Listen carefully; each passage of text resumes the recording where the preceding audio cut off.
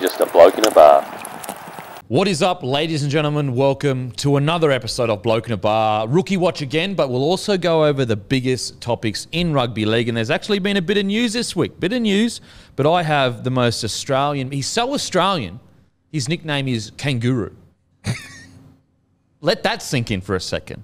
Let that one sink in, because I'll just hit you straight off the bat with one of the greatest jokes of all time. Gurachi, how are you, brother? I'm good, mate. How are you? That's more important. What's going on? Mate, life is good, baby. It's the best day of my life. Someone cares. Someone out there cares. Mate, I'm fantastic. I had a great day yesterday with my family and my brothers and my sisters and their kids. It was just a real healing, balming moment for me. What about yourself, Guru? What did you do on the weekend? Mate, I actually got into the Shane Warne doco. Yeah, it's not bad, isn't it? I think I enjoyed it. I think the Hello Sports boys always say Shane Warne's lucky he's Shane Warne. Oh, yeah. A lot of self-aggrandizing. It's ever stood out more for me. But unreal. What a fucking weapon. Weapon. Absolutely. That was like, there's two things about it. Doesn't mind just give himself a rap, which is fine because he's Shane Warne, you're allowed to do that.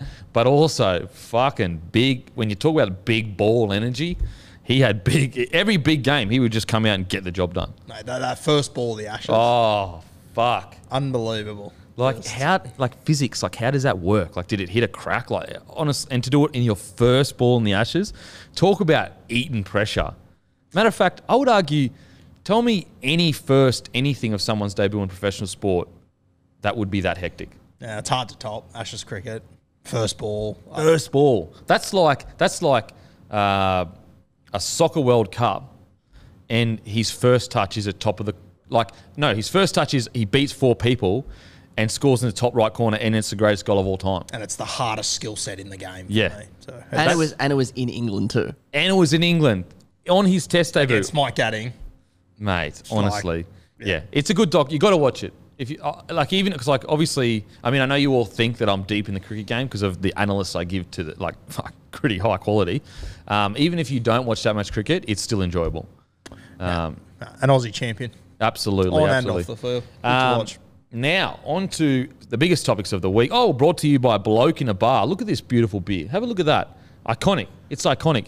Do you want to be a part of the early days of the next big Australian beer?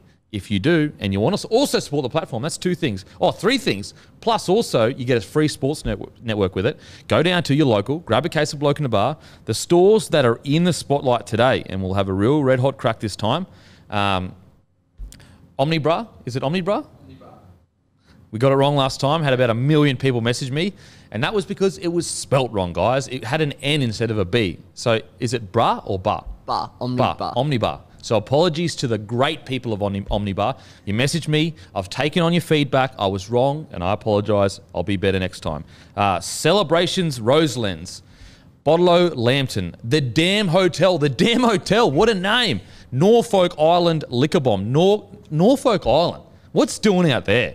I reckon there'd be a lot going on out there. There'd be plenty going on. Plenty going on. So Norfolk Island Liquor Bomb. Burke Street Wine Store, Waterloo. Don't let the name fool you, wine store. It's clearly got beer there as well. We've got Helensburgh Premium Liquor, the great Helensburgh. I think it's the Helensburgh Tigers, isn't it? It's Damien Cook territory. That's Damien Cook territory. I remember I went out there and played local league one time and got booed and pizzled the whole time when I was playing it. It was great. Hotel Stradbroke. Okay, this is Bowl Barn, Townsville. I got another message. I mean, I got many messages about someone's local area pronouncing it incorrectly. Part of that's on me. Part of that's on you for not actually understanding that don't know every single suburb in the country. So I don't know whose fault more it is. Is it my fault for not knowing every suburb in the country, or your fault for I wouldn't maybe? say reading's our strong point either. That is true. So where is it? Bowl Barn, Townsville, Redcliffe Leagues Club. It's at the Dolphins. Oh, we're already on board. Redcliffe Leagues Club. N17 Burger Co. Port Douglas. It's on tap at the N17 Burger Co. in Port Douglas. Celebrations Baringa. And all Black Sheep bottle shops in Brisbane. So any Black Sheep bottle shop in Brisbane, it has it. Also, if it's been in your local before, but it's sold out and hasn't been reordered, all you got to do is walk in politely and say, hey, may you please order some more Bloke in a Bar beer? And they can order some via ALM or ILG. We've got a much bigger team this year. So I know over the last year, it sells out quite quickly and it's very hard to get. Going to be different this year. It's going to be different this year. So get it down your local and it'll get restocked much more regularly because we're going big, baby. We're going even bigger than we did last year. 2022 is the year of the bloke. That's what I say, year of the bloke. And also blokeette. Now, on to the NRL news. Forward pass technology has been rumoured to being introduced. I have many thoughts on this and many conflicting thoughts on this, but I want to get the great Kanguru onto this. Yeah, I'm very 50-50 on this. I think it sounds great in theory, but I don't want to get to a point where I'm watching rugby league on Friday night and I go to upstairs and there's lines being drawn all across my fucking screen. Yep. Working out. I just think it's a grey area. I don't know how you solve it, but I mean, we all complain how slow the game is now that we've got video referee and everything. For me, I always look back and go, you know what? The game was mad for 110 years before we brought in a heap of technology. I understand it's got its positives to it, but I don't know. I think this one's... it can really go either way, can't it? Yep. Look, when you look at it on paper, you go, that's fantastic, 100%. Let's implement it. No more forward passes. But, ask yourself an honest question. How many forward passes really ruined a game? Not many. Not many. Maybe one or two this year. Now, I'm sure there'll be some fans out there, but like, round 14, Roosters versus Bulldogs, 56th minute, there was a forward pass on the second tackle. They ended up scoring. This is where I feel like, is it that big of an issue?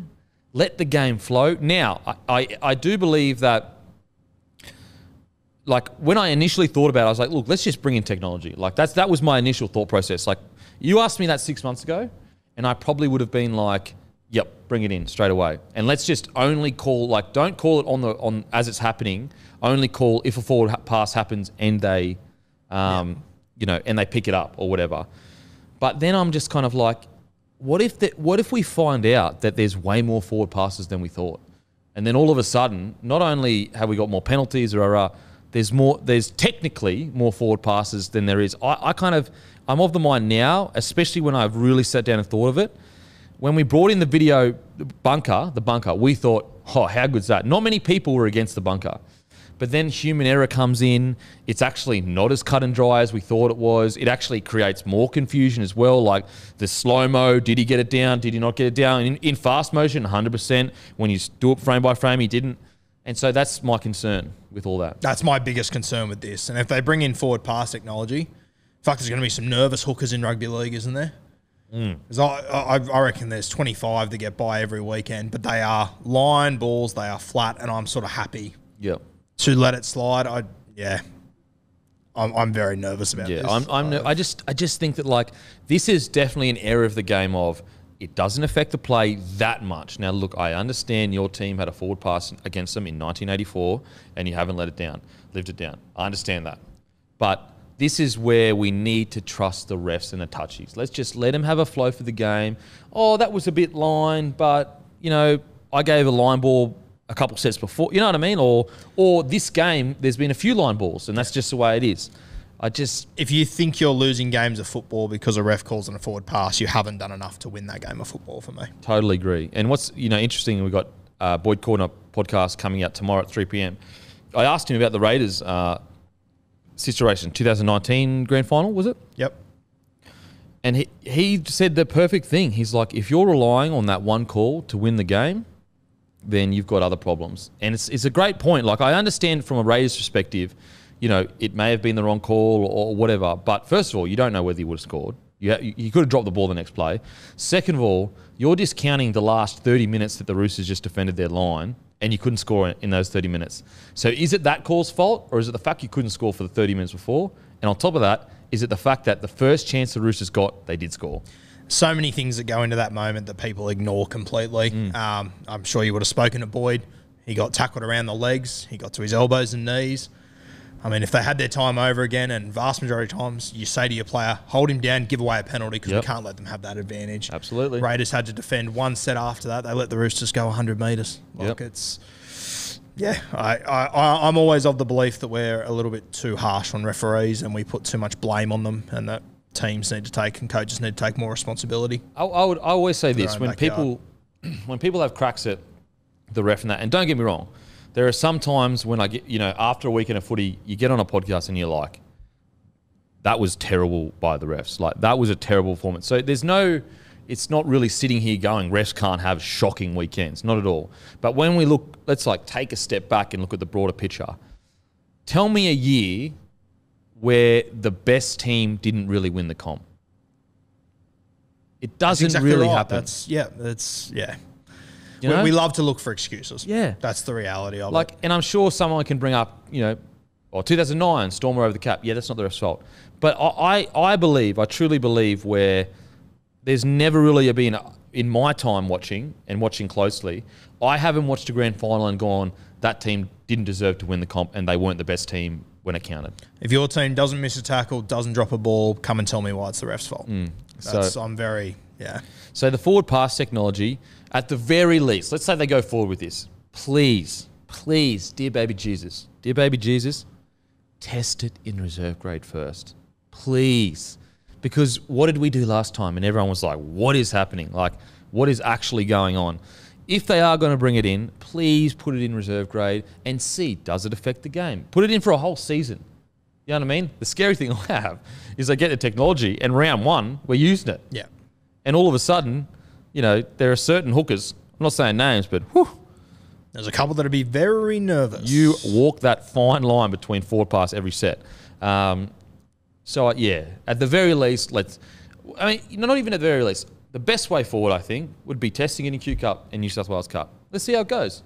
If it's great and it's not stopping the game a lot, but it is getting those ones that really do, egregious, then I think we go forward. But I was watching a game with a mate a couple of years ago. He doesn't follow rugby league at all. And there was a try that was scored that was off a forward pass, but it was backward out of the hands. Yeah. And just explaining that to him. Yeah. He was like, the ball went forward. I was like, yeah, but it was backwards out of the hands. Because you just know how stupid it sounds but it's legitimately how our game works. It can be backwards out of the hand. The ball can float forwards. Look, I'm going to this is Professor Guru speaking. Put my hat on. Yeah. This is how physics work, Bruss. If a man is travelling forward at a certain amount of, or a woman, at a certain pace, and he throws the ball out of his hands, the ball will also go forward. That's what I would have done. I can take you down a physics rabbit. You want to go down a physics rabbit hole? I've got no interest in that. You got no interest? I appreciate Guru's got no interest. I'm already getting brushed. It's been 3 weeks, Gurino. 3 weeks I'm already getting brushed. The Hello Sports pizzle me all the time. Now I'm getting pizzled by Gurino. I'm still waiting for my first costume from you. The Hello Sports tend to get a different denim every week. I've actually painted, I pushed myself into a corner now because people are going to expect fucking costumes every week. Look, I think best case, if we've got the money, put it in reserve grade or even local league. See how it goes. If it's good and we're not stopping the game too much and the speed is still there, great. But I think that, is this really that big of an issue? Not in my opinion. I don't think it is. Now, no. So this is pure rumour alert, guys. Pure rumour alert. So this has this could be no basis in fact. No basis in fact. But when these stories start coming out, a manager or a club or someone with a vested interest in a result is usually putting these stories out. They go to a journo. So, for example, we'll just say the manager is in this case. I'm not saying that we know that is true because we don't. But if a manager's got a player on less than he's worth and he wants to get more money, all of a sudden you might see articles about the fact that a player is a bit of unrest or he may not re-sign with a certain club just to get the club that he's at to either offer more money or get a new contract. Anyway, rumours are that Reece Walsh wants to end up at the Broncos or the Dolphins sooner rather than later. Speak to me. Yeah, look, this one makes complete sense to me. I hope the Warriors do keep Reece Walsh. They've done a sensational job with him, but, the reality is the Warriors have been based in South Queensland for the last 2 years. That's where Reece Walsh is from. It's also where the Broncos and the Dolphins are from. Peter O'Sullivan was the guy that got him from the Broncos to the Warriors. He's now the recruitment manager. And Gus was there too. So this one doesn't overly surprise me. I think for the Dolphins, he would be a great 1 or 6. I think for Brisbane, he'd be an unreal 1 or 6 there too. I know this comes back to, and I know people in the comments sort of think that we overplayed a little bit, but mate, tell me living in South Queensland and then having to move back to New Zealand with the travel, with everything, it's going to play a role, and I have no doubt these Warriors players are well aware of it. Yep. And I have no doubt it's something that Peter O'Sullivan will be mentioning to these guys too. So, I'm not confident he's going to be at the Warriors long term. And the tough thing is like he can get a massive offer from the Broncos or Redcliffe. It's not like Broncos are killing it and they're in the top 6. So it's kind of like, look, Reece, if you want to come back, here's your $500,000 deal, come back. Or the Dolphins, obviously they're not in the top 6. And the Warriors are also in this weird position where they're not flush for cash either, you know? Like, it's not like they've got $1 million to get him. And if you're Reece, you go, okay, do I want to stay at the Warriors where, you know, maybe they make the 8 in the next couple of years? SJ is probably in his last 2 years of footy. Let's say the Warriors offered him $1 million a year, but Redcliffe or Broncos offer him 7, Dolphins offer him 8. I think that's a fair amount of where you'd probably get him. I think so. Yep. Is it worth living in New Zealand away from, you know, I know that his heritage is New Zealand, but he actually had never been there before signing with the Warriors. RTS is also gone. Are you willing to take a $200,000 pay cut to stay in Queensland? Either you know, even the Titans is another option. You know, I don't know where you'd fit him, but Broncos or Dolphins that absolutely could use him. Imagine a Reynolds-Walsh partnership. No, it'd be lethal. Oof. It would be. And, I mean, as much as the Dolphins haven't signed their marquee guys yet, like, you just look at that pack, you look at the coach, you know they're going to be okay. Yeah. Location matters, coaching matters. You know, I don't know if you'd put Nathan Brown ahead of Kevin Walters or either way, but you can bet your dick you're putting Wayne Bennett ahead of both of them. You know what's crazy is, Matt, remember on the podcast last year when Nathan Brown would come out and say, like, I think he came out and said, and apologies if I'm wrong, he said he wasn't ready for Origin yet. Like, he said all these little things where I'm like, bro, like, that's your star player. Like, you don't need to say that publicly. I know that it's probably what you feel, but these are all the little things that you've got to massage, you know, and there's even like whispers, well, not whispers, but there was a feeling out of Newcastle that he struggled with like Kalen and that. Did that surprise you that Nathan Brown said that? That's Nathan Brown. That's always been Nathan Brown. But like you got to grow and improve as a coach. Yeah, but I mean, and that's more so the reason if I'm Reece Walsh, I am looking elsewhere. Yeah. Did you get the feeling too that him and Kalen just didn't see? Yeah, for sure. Not that they had an issue, but it wasn't like, you know, fully clicking the way that maybe it should have. But yeah, that is also like, apart from when Nathan Brown was over in England, did well over there, that has sort of been the reality. From the outside looking in, we're not inside the camp. Absolutely not. But I do remember specifically speaking about this podcast. He came out and it was just. It wasn't like he you know, bagged the kid or whatever, but it was like it's an unnecessary headline that Reece has to read because his mates are going to send him and be like, bro, like what's this about? And like that's the handling of your young superstars. It's such a delicate balance, and so like to just add something else to it. It's like it was unnecessary. Like what did Brownie gain from saying that? Nothing at all. Like literally, he could say that to him privately. And do you know what I mean? And get, you know, the same effect that he wanted of keeping him grounded. But the public nature of it, it's like, and I just wonder whether, you know, does that go into Reece's, as a young kid, you're so sensitive. You're so sensitive. And have you got a quote there, Matty?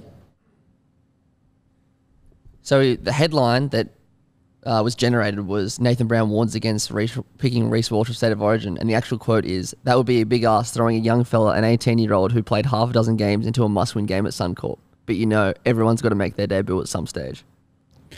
It's just like it's an unnecessary, like as a sensitive young, and as you, like I was sensitive, everyone is sensitive as an 18-year-old. Like it means so much to you. And so when you read that, you're like, bruh, like back me. Well, especially, I imagine it would be even more confusing for Reece Walsh because 3 weeks earlier he said, I'm going to move our best player out of position for you. Yeah. I back you enough to move our best player, probably the franchise has ever had, to wing One of New Zealand's I don't think greatest you're ready ever. for that next step. Yeah. It's just it's a bizarre. It's very Nathan Brown. Though. Actually, it actually gets worse. He goes, it's not in anyone's best interest to put an 18-year-old kid in State of Origin that's played 5 games of footy. I won't make that decision. It's certainly not in anyone's best interest to have Reece at 18 State of Origin, I don't believe. No one's asking you to make that decision, Nathan. Who does that help? Yeah, it doesn't. How does that help anyone? Like, why do the public need to know that? Like, if that's your opinion as a grown man, no, I take that back. Not as a grown man, but I guess as a professional growing in your role, surely you get to a position where you know what the media are going to do with that, and you know how that sounds. Yep. That to me was a real moment in time for me where I don't know Reece that well. I mean, we've spoken a few times or whatever, and I'm a massive, massive fan of him. But I'll just put myself in that position. If my coach came out and said that, it wouldn't like sting me to the core where I couldn't play or whatever. But I'm like, damn, bro, like, back us in. Yeah. Like, back us in.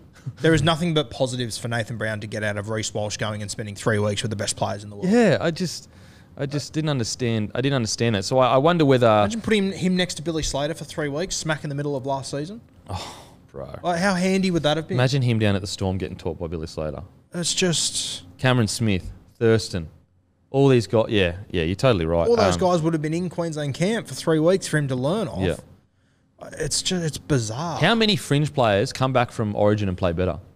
Look at Stefano. I didn't think Stefano was up to first grade in round 10. And he was, by round 16, I thought he was the best front rower yeah, in the competition at that point. He was incredible. Interesting. So this is a quote from the Daily Telegraph. The 19-year-old is yet to seek an official release, but multiple sources have said the prize fullback is feeling uneasy at the Warriors, and it is inevitable that Walsh and his family will return. And then it says... what does it say? Pre-season has been hard for New Zealand Warriors, especially Walsh, who has been pushed with the club knowing he is a significant factor in their success this season. Again, that would be confusing for Walsh because it was like, 8 months ago, I'm an 18-year-old that shouldn't be in, and now all of a sudden I'm a club leader. So obviously we don't know for sure whether this is just a manager agitating to get an upgrade, and if that's the case, that's a shit go. But I guess that's the way. That's the way the world. God, the shoe fits though.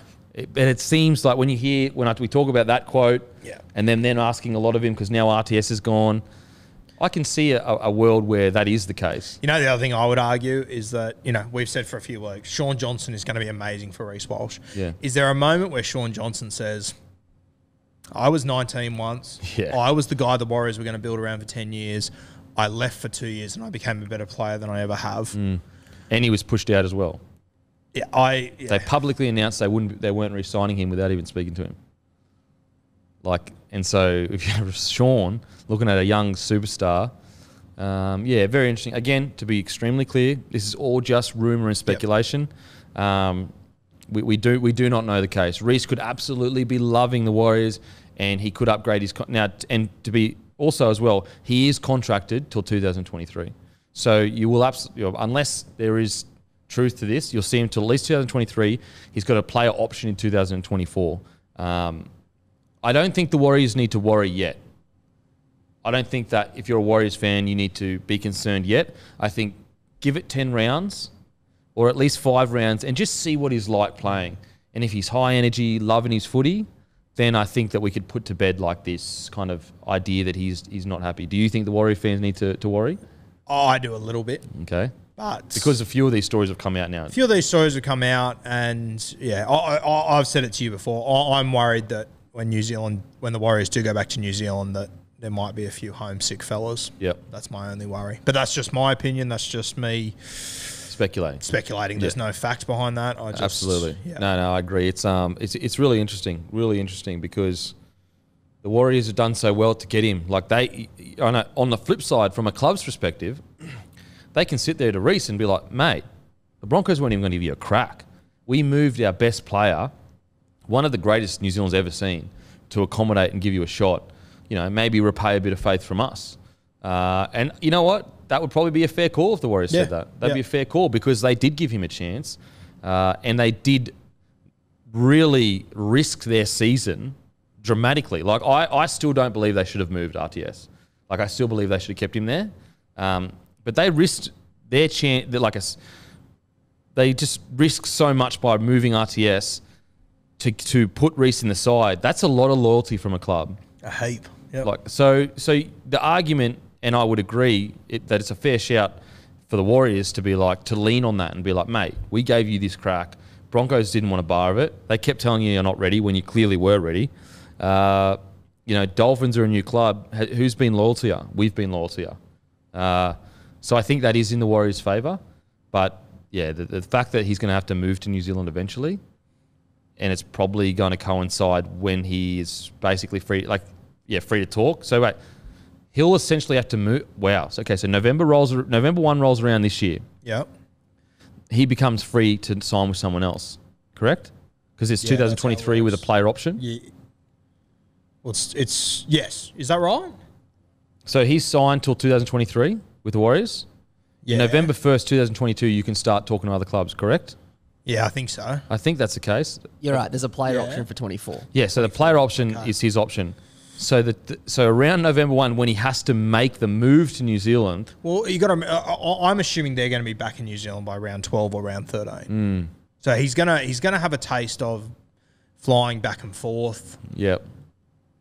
Yeah, I don't know. Interesting times. I'm nervous about it. If I'm Warriors, I'm trying to lock him up now. Yeah. Like I'm trying to take that option, or he's an upgrade for another 3 or 4 years or 3 years, because you don't want to start negotiations when he moves over there. You want to do it while he's happy. He's still in Queensland, loving the boys. Even if they have a good 3-4 game start, oh man, I'm going straight in there with a decent offer. But that's the other thing. Reece Walsh, and as silly as it sounds, you can probably talk more about it. He doesn't know what their gym's like. He doesn't know what their week to week is like when they're back in New Zealand. He doesn't know what the weather's like. What it's like to get on the plane and fly. Was it 3-4 hours or something? It's not too bad. The travel is only tough because you've got to be at the airport earlier. It goes from half a day of travel to a whole day of travel. Well, that plays a role. Oh, absolutely, it does. It's a good club though. Like as a club, like the back office and everything, it's a really good club. Like when I went there, on field obviously wasn't working. At home was my biggest issue, was the relationship I was in. That's what fucked me up. But the head office was fantastic. It was such a family vibe. Like even more so, like Broncos was very like elite and professional, and like not to say the Warriors weren't, but you could tell that it was two different cultures. Like Warriors culture was very family orientated. It suited the kind of Kiwi culture. Very, it was just family orientated. That's all. That's the best way I can describe it. So he may love it. Like he may go over there and go, this is great. And it probably sounds like I'm being negative on New Zealand, but it's just the reality that it is a long way away. Oh, man. It's just the reality of the I think situation. Auckland is one of the most beautiful cities you can go to. It's not about that. It's about that's not home. Yeah. Just like we see some Kiwis come to Australia and they're living on the Gold Coast and they want to go home. And you're like, this is the Gold Coast. Yeah. Beautiful. Wow. But that's home. Home is home. And you know what, Garino? Home is where the heart is. That is. You think of that, Matt? You reckon home is where the heart is? Have you told your missus that? I did tell my missus that. You're a bad boyfriend. I don't even know what to say. I thought you were about to Dior, home is where the heart is. I tell my missus that every night. Every night. After she abuses me and says that I'm not worth her time. Now, so look, I really do hope Reece comes back to the Broncos. As a Broncos fan, I hope he comes back to Broncos. As a general NRL fan, I hope he stays at the Warriors, because I think there are other players that can be stars for Redcliffe, whereas like Warriors, it'd be very hard for them to find another superstar like Reece Walsh. Yeah. Very hard. Especially as SJ's coming to the end. Absolutely. So like, and also like, if they start going well and he's their fullback, he can become a Kiwi icon. Like they're begging to get behind someone. He's young, he's good looking, he's flashy, he does the highlight reel. Imagine how big he could get in New Zealand. Yeah, massive. Like the one thing about Kiwi fans is when they're on, they love you. Like they adore you. I remember I went there the year after, so 2008, they went really well. I think they like got to maybe the prelim, but they went in the final. They were in the finals, I'm pretty sure. And so they were all on board. Like the whole Kiwis fans were on board. It was so on board that our trial match got a bigger crowd than the rugby union round 1 match. Wow. Like our trial matches were massive.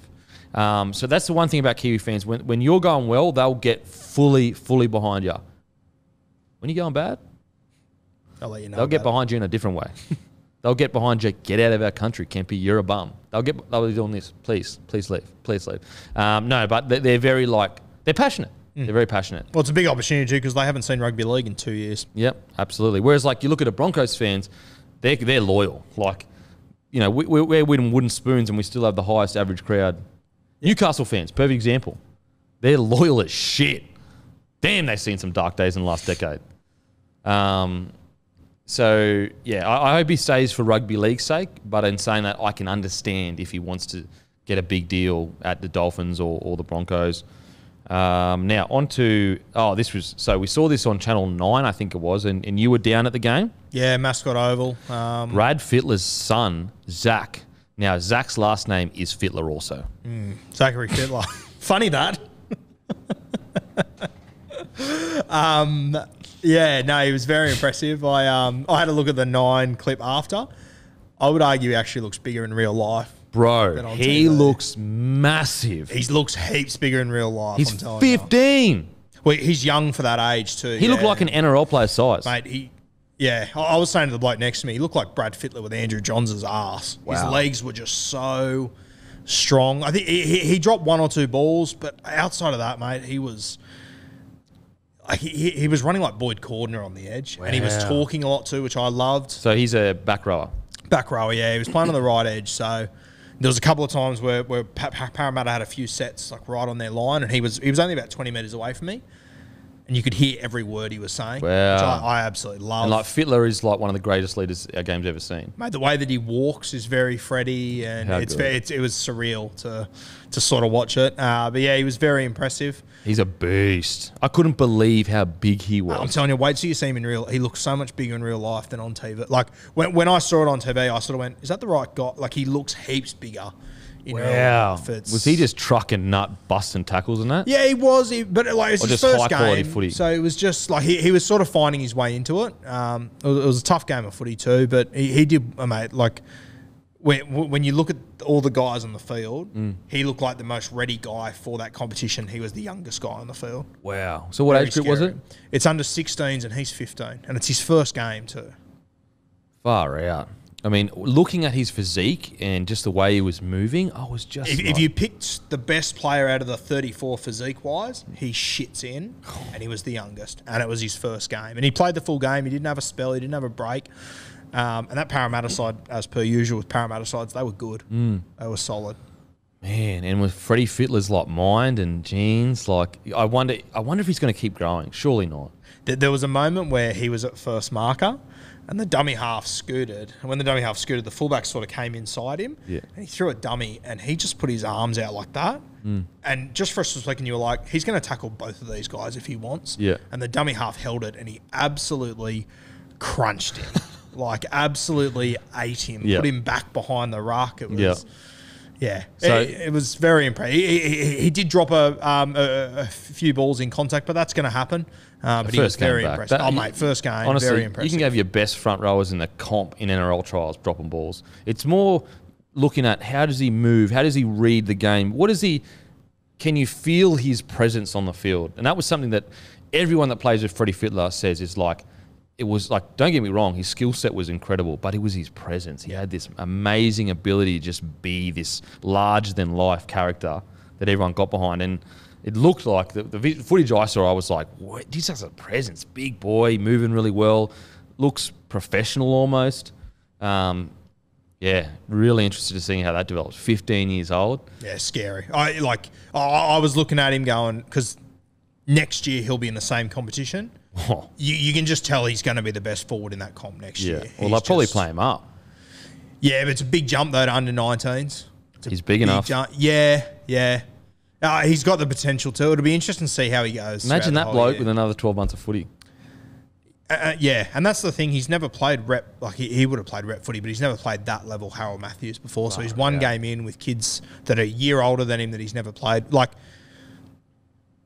and it probably doesn't sound as big as what people think, but he's 15 barking orders at 16-year-olds. Oh, that's massive. And in that Roosters side, most of them played last year. So most of these guys have already got 20 reps in Harold Matts. He's day one, and you could hear every word he was saying. Far out. That's impressive, man. Can't wait. I can't wait. And you know Freddie's going to have him in the right mindset. You know, he's not going to get ahead of himself. Wow, how interesting. Freddie's birthday too that day. Oh, was it? Yeah. Imagine seeing a young Freddie rolling out NRL in that Roosters jersey. Oh, well, I mean, Penrith fans will say, get him out of the Penrith, but... It was actually, there was... Brad Fittler's son was the edge back rower. Brad Arthur's son was the hooker for Parramatta. Oh, no way. Will Penasini's little brother was playing on the wing, so there was a couple of names. Family affair. Yeah. Family Jet affair. Cleary made his debut in the Harold Matts too, Nathan's little brother. How'd he go? I didn't see it personally, it was out there, but there's a couple of names getting around at the moment. I don't know how to say this name, so apologies. Shakai Mitchell? I've never heard it said, to be honest with you, so I'm not apologies, sure. Apologies. But he's Latrell Mitchell's younger brother. Is he his younger brother or older? I think he might be older, actually. He's a big boy. I think he lost like 20 or 30 kilos or something. I think it was 25 kilos, and I think he's down. I think I read he got up to 170, which is a good whack.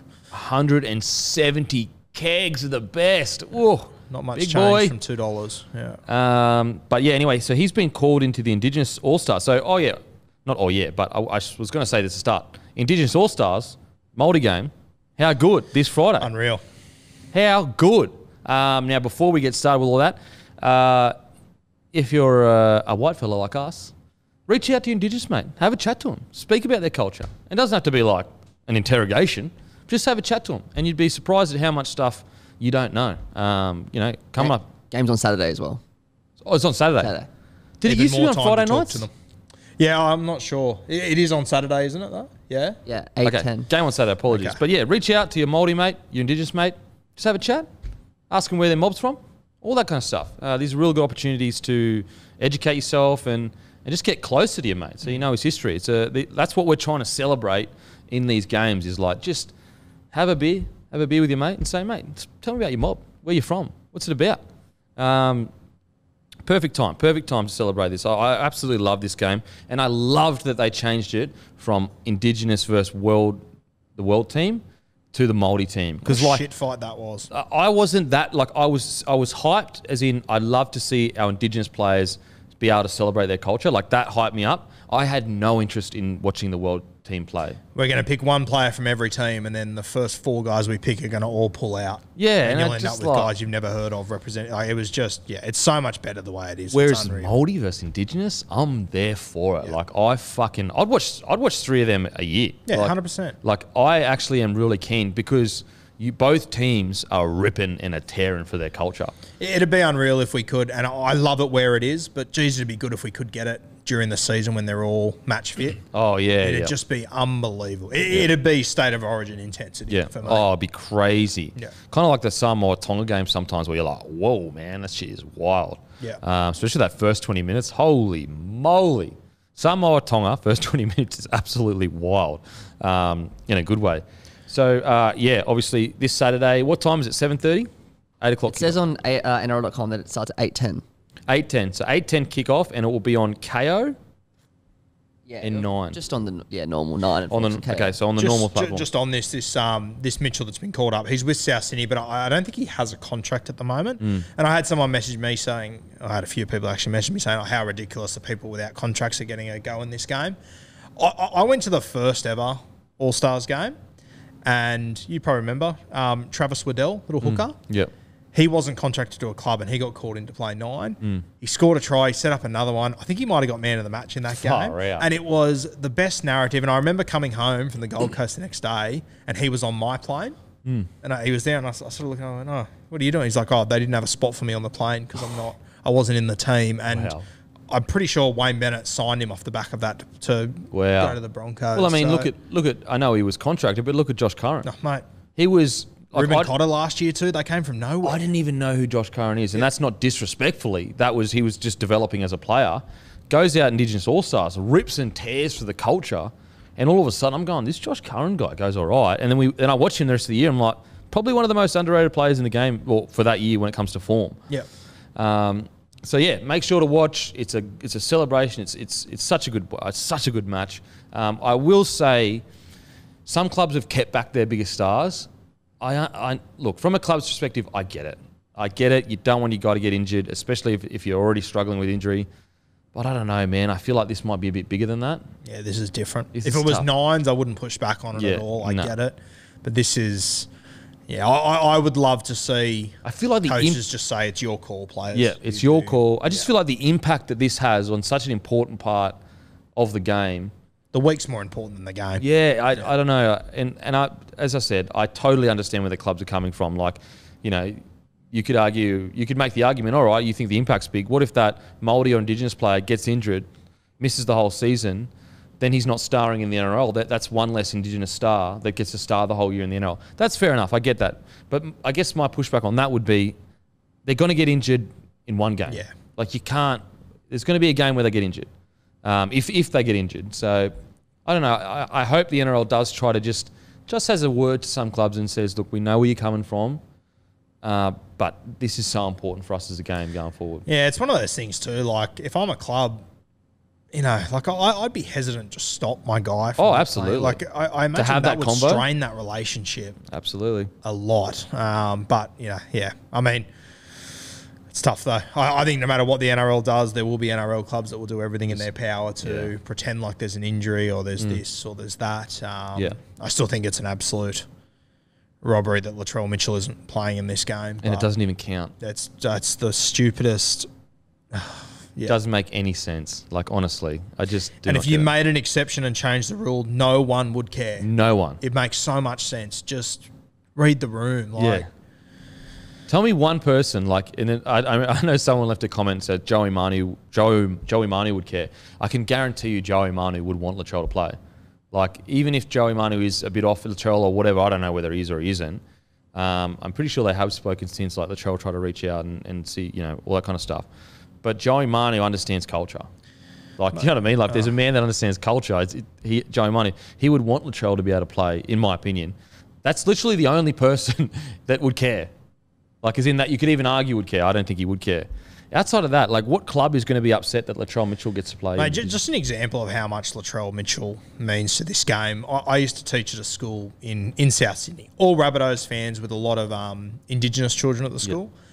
And this was when he was playing for the Roosters and they were winning comps. And every time they would score a try in the back in the playground, you know what they would do? Yeah, the Kanguru. Do that one. Yeah.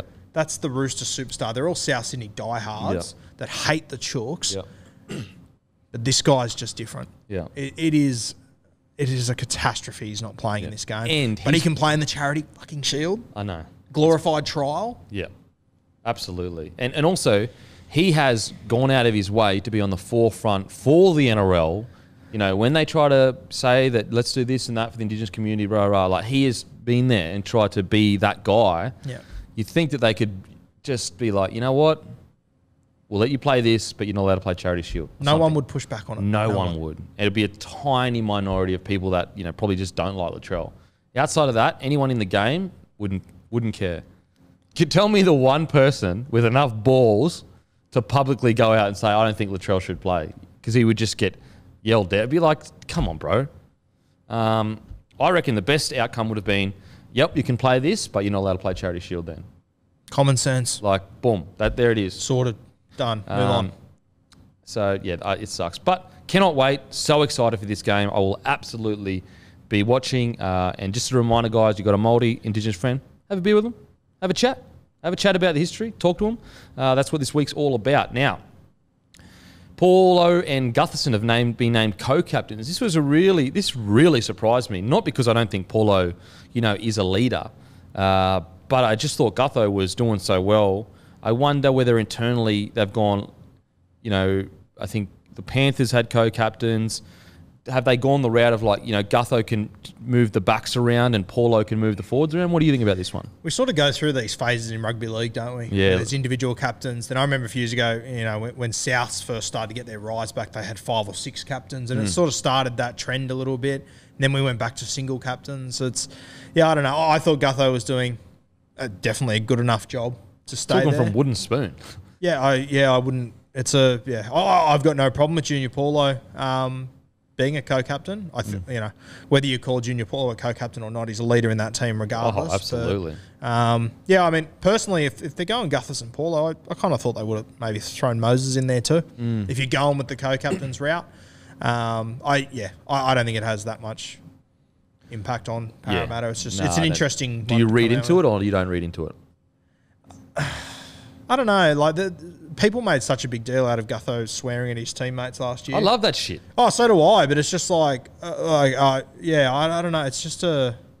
I think that people that made a big deal of that have never been in high pressure situations that mean like it's not like I know it's not life or death, but when you run out on a footy field, the stakes are so high, so you expect that environment. Like if Lockie isn't giving me a death stare because I dropped a ball, something's wrong. Like, well, I think it was him. Yeah, swearing at Mitch Moses. Like, mate, I reckon you'd have to show Gutho and Moses that for them to remember it. Yeah, absolutely. I just reckon it'd be such a non-event. But I mean, I reckon that's what some people would think this is about. But I don't think it is personally. No, I don't think it is either. I think it's actually.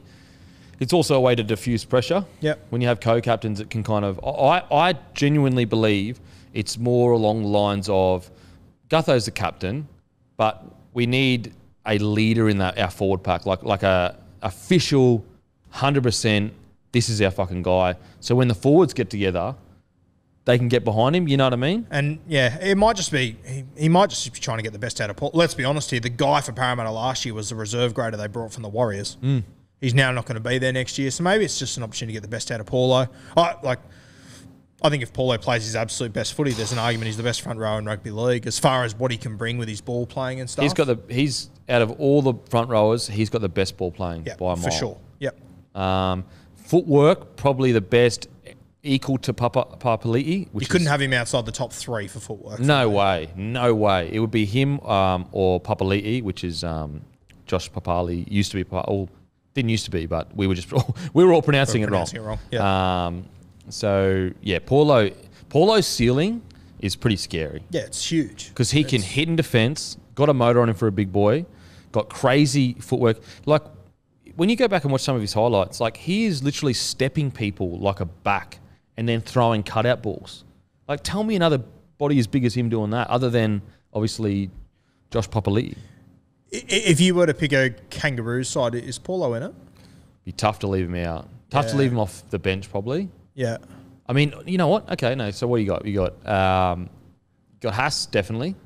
I think Christian Walsh should be there. Walsh should be there. I mean, you could even go Haas, Paulo, Walsh off the bench. Yeah, you'd have to have him in there, sure. I think you would be, yeah. Him and Saifidi off the bench, maybe? Has he played for the Kangaroos, or did he... I think the last game they played was against Tonga a few years ago, so I think he sort of played Origin after Actually, that. Yeah, it's only been in the last 2 years he's played Origin, I'm pretty sure. So I don't think he's been... Because I remember years ago I was saying he was a smoky for Origin when he was developing. What do you got there, Matt? Yeah, no, he hasn't played. Hasn't played. Yeah, I think you'd get him in the squad there. I think you would, yeah. And maybe Saifidi, you reckon? That's if he doesn't play for whichever... Samoa. Pacific... Is it Samoa? I think it's Samoa. It's Samoa, yeah. Yeah, okay. Yeah, mate. Also, when you look at it as from the Parramatta side, just think about them quickly. He's the only guy that's an automatic pick in State of Origin every single year. True. So, yeah, look, I don't have any issue with it. I think it's good for him to be there. But if Paulo wasn't named co-captain, I wouldn't be like, whoa, hold on. Yeah, What about Junior Paulo sort of thing? Like, I think it is what it is. Good call. Hopefully they get the best out of Junior Paulo. Funny Junior Paulo story come to when I used to own the bar. And so this is on the Gold Coast. So on Gold Coast, like Queensland and like Sydney or Gold Coast and Sydney, very different environments. Anyway, he walks in, he has his long fucking tail, massive boy. And when he walked in, he was like just chilling and just talking, just having a good time, whatever. But then he started to get a few beers into him. And he wasn't doing anything wrong, but he was forgetting how big he was, and he was like a bit louder, and his body was moving around more, and he was just having a good time. But when you got a guy that big, getting loud, you could see people going, "Holy fuck!" Even though he's a gentle giant, like Junior Paulo. Honestly, every time I call Junior up for any favour, boom, he's there. I put the phone down, he's already standing there in front of me. Like that's what a kind of bloke he is. I absolutely love Junior, but yeah, it was funny. The more drinks he got into him, just like, bro, you are a large human being that could do a lot of damage right now. I remember having a look at those photos you did with him on the construction site. Oh, bro. Looks like he's in a doll set. Mate. Like everything else is just so small. He's a compared to big him. boy, and he's such a legend. So, like, I cannot speak highly enough about Junior Paulo. I mean, and Gutho, like that. What I do like about Para is I feel they've really got a good core of good blokes together. Yeah. I know people have, Mitchell Moses has a tendency to be quite passionate, but he's not a bad bloke. What has he ever done wrong off the field? Like, he's never done anything off the field. Gutho's been squeaky clean. Reed Marnie squeaky clean. So look, as long as they can cover Reed Marnie, I'm confident that they can continue to be a top 6 side. When's Paulo signed till? Can you have a look? He just re-signed, I think. He just re-signed. Okay. Yeah. 26, is it? Or 25? Might be 25. Oh, no. Regan Campbell-Gillard extended to 25. And I think Paulo is 26, I think. Could be wrong, though. Yep, 26. 26. He's signed until 2026. Yeah. How old is Junior Paulo? 27, I think. Fuck, that's a good little re-signing, isn't It's a it? great little re-signing. 27 years old. Feels like he's been in the game forever. Ages. Yeah, wow. Yeah, anyway. Now, on to the next. How old is he? Sorry, he's 28. He's 28. Yeah. It's perfect. Signed for another 3 or 4 years to be 31. Yep. Boom.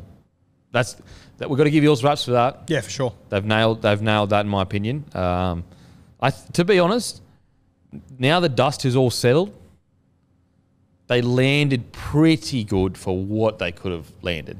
To get Hodgson instead of like when Reed got moving on. I still believe the loss of Reed was gigantic. Like, it's going to hurt him. But for how bad it could have got, Gutho off contract, Paulo off contract, Regan off contract, Papali'i off contract, Nakora, Maranta. Like, it could have been tough there for a bit. If you can keep the rest of that spine outside of Reed and replace him with Josh Hodgson, throw in a Junior Paulo or Ryan Madison, you're playing finals footy. Yeah, absolutely. Absolutely. So I think they've managed, like, I wouldn't give them an A+, but I'd probably give them I don't think they've improved, but they haven't fallen apart, for sure. And this, I think, like, Para a few years ago, it's like just snowballs out of control. So I'd probably give them a B for how they handled all this, like losing Reed big, and they lost Nakora, who's I think is almost underrated. Maranta is Maranta, is it, or Maranta? Anyway, I'd give him probably a B+. Yeah, and when Josh Hodgson gets there, you'll also have Mitch Rain there competing with him, so it'll be good for them. For sure. Now on to huge news. 21 years old. Tino Fa'asuama'alawi, I have to say it like that because otherwise I can't say it. Sorry, bro. Has named Titans captain. What an incredible achievement by this bloke. Yeah, unbelievable. I think he's 21 years old. 21. Crazy. And, when I first read this, I went, oh, my God, what are they doing? But then I looked at the squad and kind of makes sense to me now, Yep. I mean, if you said a 21-year-old captain at most clubs, it would raise eyebrows, but I like this. I don't mind it.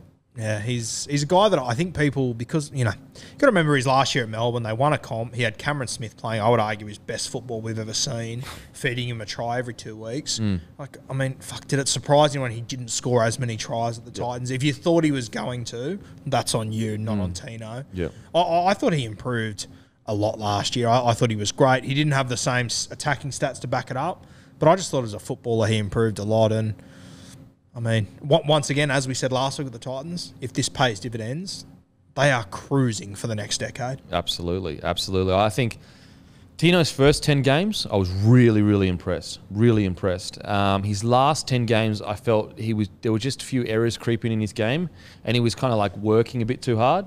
Now, don't get me wrong, I still think he had an overall good year. But I think if you take out... The thing with Tino is you've got to watch the whole Titans game to see what he offers as a player. If you just look at stats, you'd be like, solid. But the amount of high-quality work he gets through when it comes to defence and cover tackles and taking the shit hit-ups that no one else wants to take, that's why he's captain. The other thing I would say, as you said, his last 10 games weren't as good. You got to remember that this is the first season he's had to play an Origin series in the middle of the season. Yeah, true. The year before that, he played it at the back end, which... And he was off the bench too with Storm. He was off the bench, yeah. So it was a big transition year. He went from being a role player at Melbourne, to being the guy at the Titans. the guy for Queensland's forward pack, Yeah, smack in the middle of the season, then coming back to the Titans, who had halves changing all year, different fullbacks coming in and out. So, yeah, I like this one. Once again, as I said last week, if the Titans are going to back in these young kids, they've got to hand them the keys and back them in, and this is a sign to me that they are doing that. So, yep. I think the Titans, this is clearly the direction of going, of like, we are building for the next 5 to 10 years. I think the only thing I would say with that is then you must be patient. If you come 14th next year, don't fucking blow the place up and start sacking people or whatever. The Titans, even as an organisation, even when you just look at their social media and as a whole, look so much better than they looked 4 or 5 years ago. Like they were 4 or 5 years ago, they almost weren't even up to NRL standard. It seemed as an organisation, and that's no knock on anyone at the place. It's a very hard. Like they're still 2008 is when they or 7. 7, yeah. When they started, 2007 or 8 when they started. So it's still a young organisation. They have got no ground roots, in the community and that. In a spot where it has been incredibly hard to be a successful franchise in any fucking sport at all. Literally, it's like a black hole. Yeah, sports franchise graveyard. Yeah, Gold Coast. Whereas I just think they're in such a good place right now as an organisation. I think they've found their identity. And, and Tino being 21 and captain, you absolutely know he is going to have a red-hot crack for the next decade. Yeah. I had a Titans fan say to me the other day, and it's a fair point. He said, would you rather the Titans back their juniors in that have got a heap of ability or pay huge overs to get guys that are probably over the hill, which is what they've done for the last 10 years or so, which is a fair point. A fair shout. So hopefully, all these kids pay off. But as you said, if they come 14th for 3 years in a row, you're playing for when these guys are 25 and they're established first graders. Oh, you've got to be patient. And I think Holbrook has proven he's a good coach. Yeah. Like, obviously, he had all that success over in the Super League. But even when you look at the Titans, like, they just look like a better footy side. I know that their results didn't really reflect it, but when they were playing the best of the best teams, it wasn't like it was a rabble. And also you could see identity in their side. For example, I know Super League is a very attacking orientated game. It's probably one thing that Holbrook may need to work with is just the defensive side of things. But attacking wise, when they were on a roll, they were up there with the better attacking sides in the comp. Remember the game against Manly where they put fucking 30 on them? And I know that they ended up losing that because Tom Trbojevic is a freak. But, it just shows you how good their attack can be. Yeah. Rabbitohs, same situation happened. So this is a Gold Coast Titans side mixing it with top 4 sides, which is, I feel like a few years ago, it was just like, nah, it's not going to happen. Yeah. And look, they're going to have to be patient for a few years, and it's going to be tough timing to be patient with the Dolphins up the road, establishing a new club with Wayne Bennett, with stars going in there. They'll have money to throw around. If the Titans aren't going too well for 3 years in a row and Wayne Bennett brings some of these young guys, it is going to be a challenge. It's awkward timing to do what they're doing, but they just have to go all chips in here, I think. Yeah, I think so. I think they've committed themselves. I think there's a plan in place. It's a youthful plan. And, just watching Brimo train the other day, I was like, you know what, he is getting old enough now to kind of step into a leader-ish role. I know he's still 23 or whatever, but he's played Origin. He's been in the NRL for a few years now. If he can stay injury-free, we forget, Brimo at Origin tore a New South Wales team apart. Yeah. A good or two New South Wales And that's where if you wait your 3 years, Brimo's going to be 27, where you traditionally see halves and ball players play their best football. Yeah. Sexton be 24. 24, 23. It's... Yeah, it could be anything. Could be something But they great. could have played 150 first grades games with each other in 4 or 5 years. So I mean, that was one of the most underrated thing about the Storm was the fact that they had 3 players that had basically played 1,000 NRL games together or whatever their number was.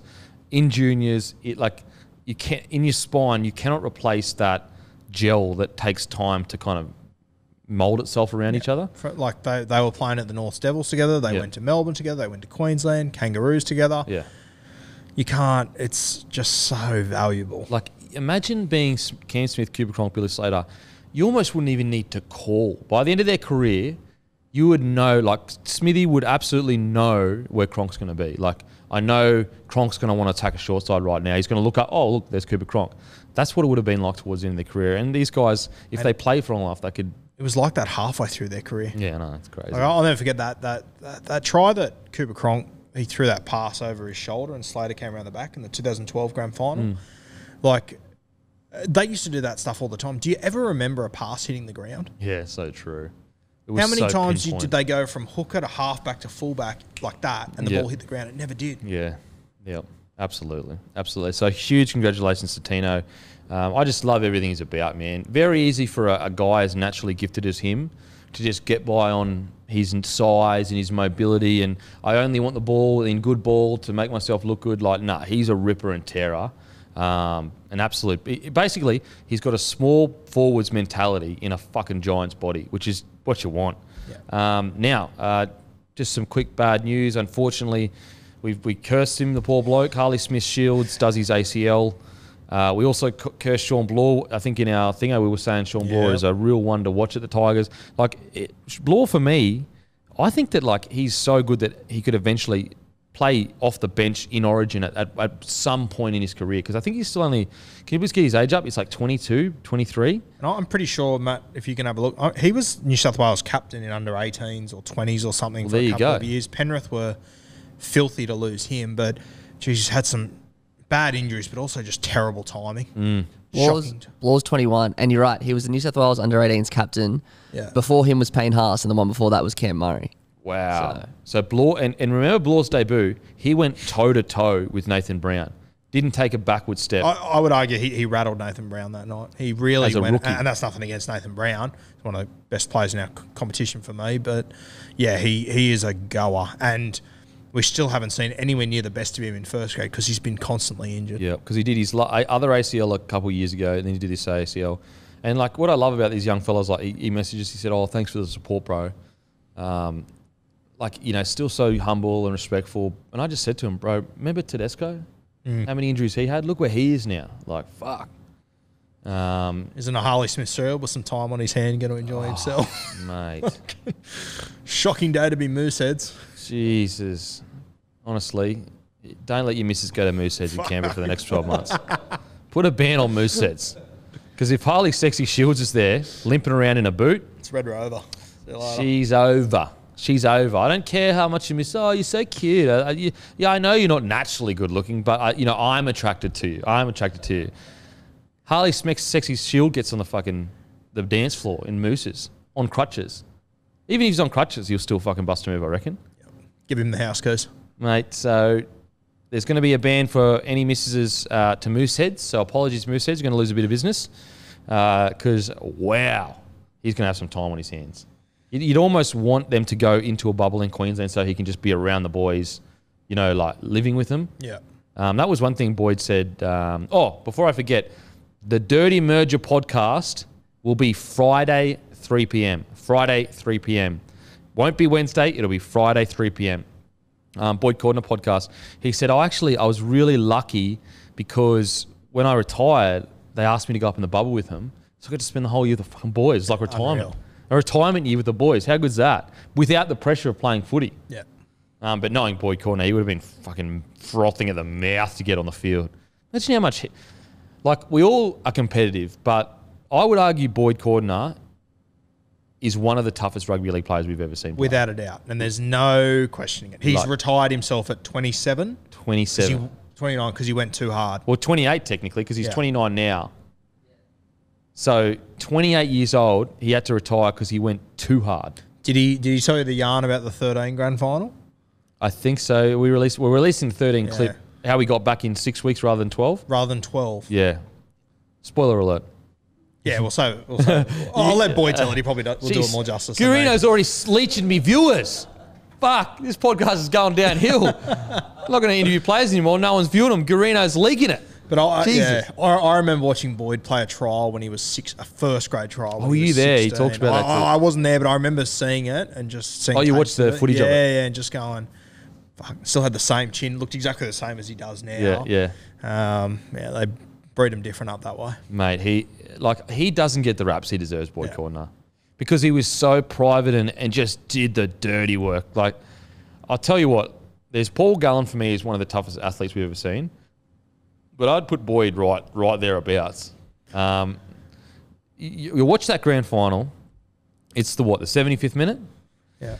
You're a back row. You've played 80 minutes most likely. You have been defending... As a back rower defending your line, it's arguably the hardest spot because not only do you have to make the right reads, you've got to get off the line to release your outside men. So you're just doing shuttles like this. Matter of fact, I would argue the back row is on your own defensive line is probably the hardest place to defend because you've got big spaces around you, but you are the one that has to get off the line. Whereas front rowers, they have to get off the line, but doesn't matter as much because, like, obviously the play the balls, let's say the play the balls here, your front rowers are just here. Like, they only really need to get up like that, 4 or 5 metres. Whereas the edge bloke's got to get. So he's in a grand final. What do you reckon, Raiders? How many sets do you reckon they had a line? Maybe 8 to 10? Yeah. It was a lot. It's a heap, yeah. So they're defending their ass off. Guess who was the person that got the quick play the ball on the turnaround that scored on the try? Yeah. Boyd Cordner on his hands and knees, as you said earlier. Then Keary comes out long side, goes down short side. Latrell with the biggest balls in history in a grand final. If they drop that ball, they probably lose the game. Throws a flick past Tupu Tedesco. And he was carrying it in his right and shifted to his left to throw that ball. That play's underrated. Yeah, so underrated. Like, so that underrated. player's... Anyone else does that, and it's a massive deal. But because it's Trell, we're just, oh, yeah, of course Latrell did that.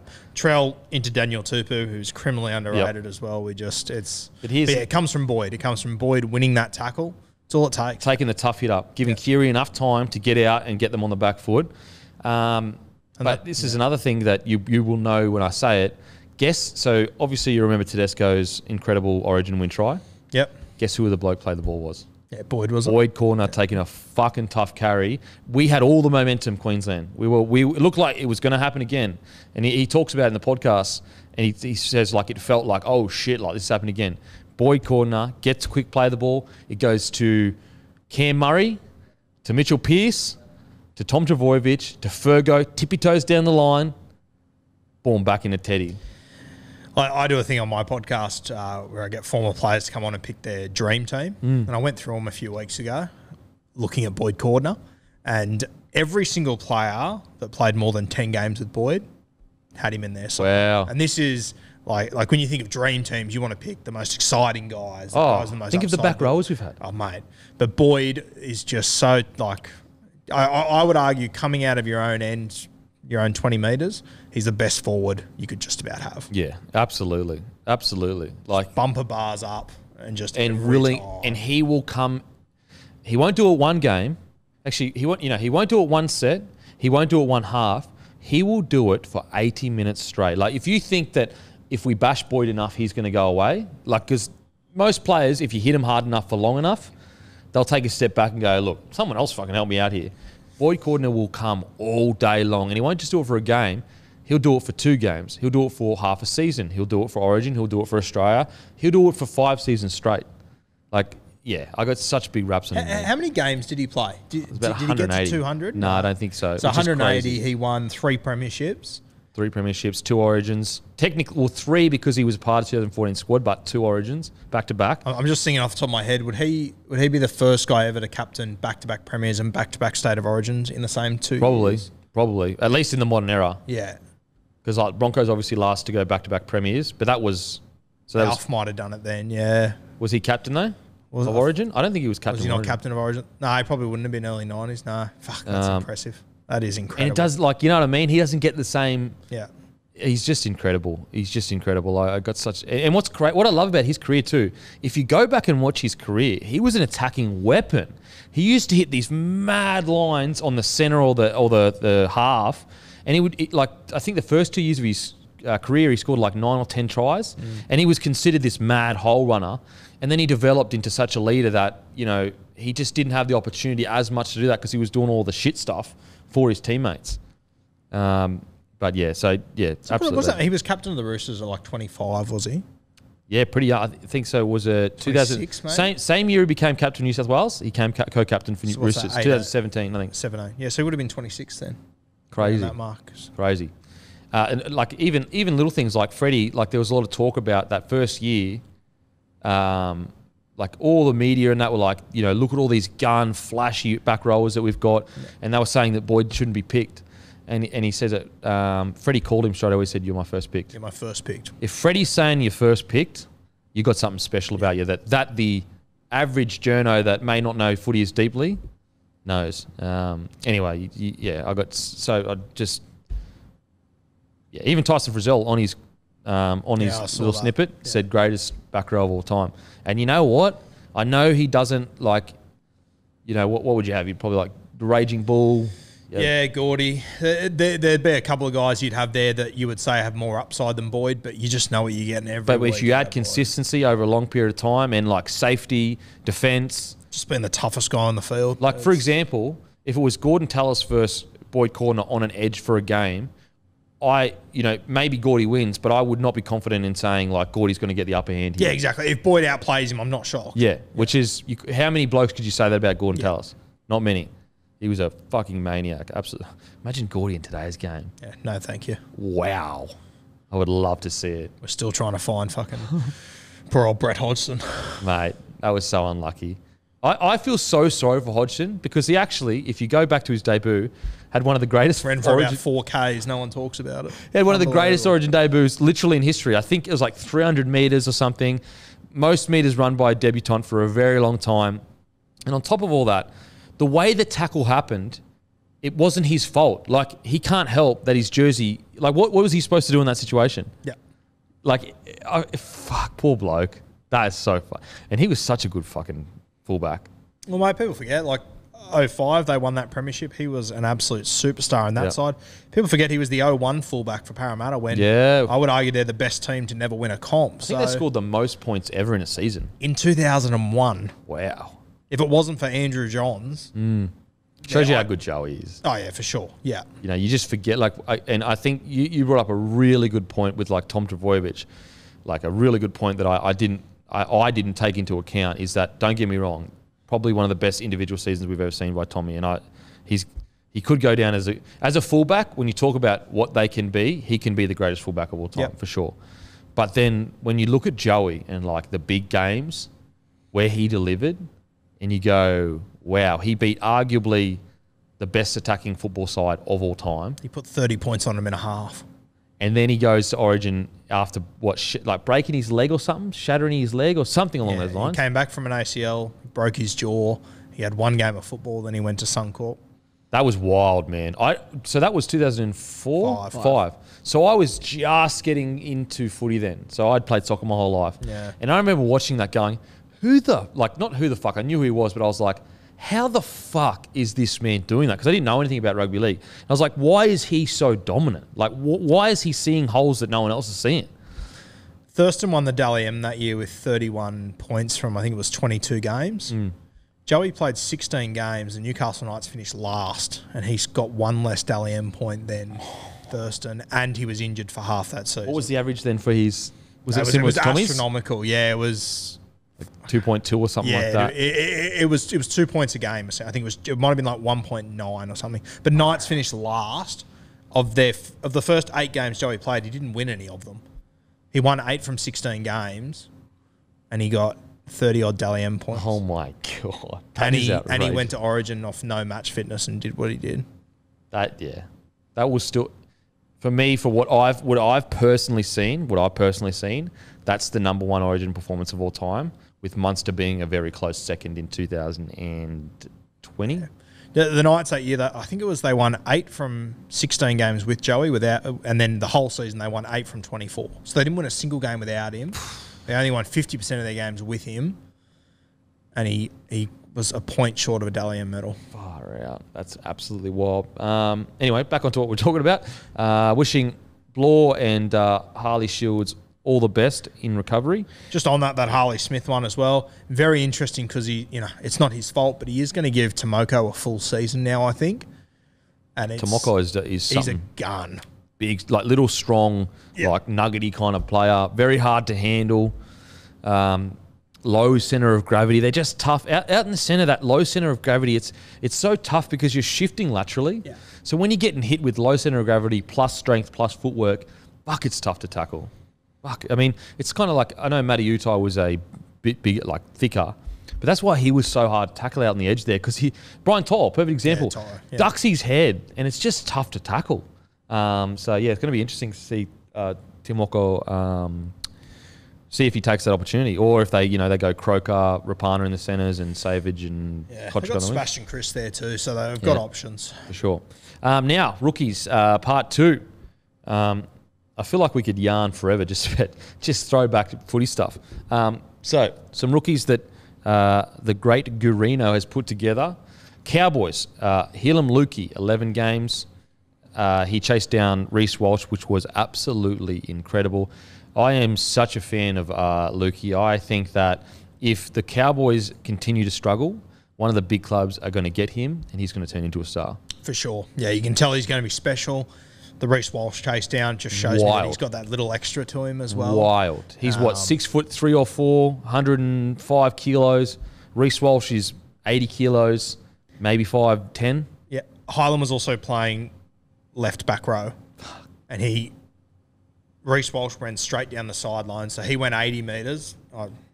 You're probably better at this than me, that Highland would have gone 100 metres, I would assume. Yeah. And he almost put Reece Walsh in a wheelchair the way he tackled him, but he got there, which was unbelievable to me. What's his physique like? 103 kilos, 195 centimetres. 195 centimetres. Yeah. So he's as tall as Greg Inglis. Yeah. And probably, wow. A big bit of gear. Far out. And he's got a motor. Far out, he's got a motor. I remember watching his debut, and I was just so impressed of how much work he got through and how keen he was to get his hands on the ball. Yeah, look, if I'm the Cowboys, I'm trying to lock him up ASAP. Yeah, well, I've always, same as you, I've always been very high on him. A lot of people I talk to from in Cowboys, they're actually more excited about the next guy. Yeah, Nanai. Nanai. Which is, there's been an article saying the Dolphins are trying to sign Nanai. Yeah. Again, all rumour and speculation, similar to the Reece Walsh thing, no facts. But when he made his debut, I was impressed. Yeah, I was impressed, but I reckon I've had 15 people say to me, Hylam's good, but Nanai is the one to watch. So, which is interesting because, like, Lukey physically is the more like, wow, what an athlete. Whereas Nanai seems kind of like and again, I'm not saying he's as good, but like a Steve Menzies kind of build. Like, he's not that big. I mean, he's big to the normal person, but compared to other back rowers, could you please get Nanai's height and size up?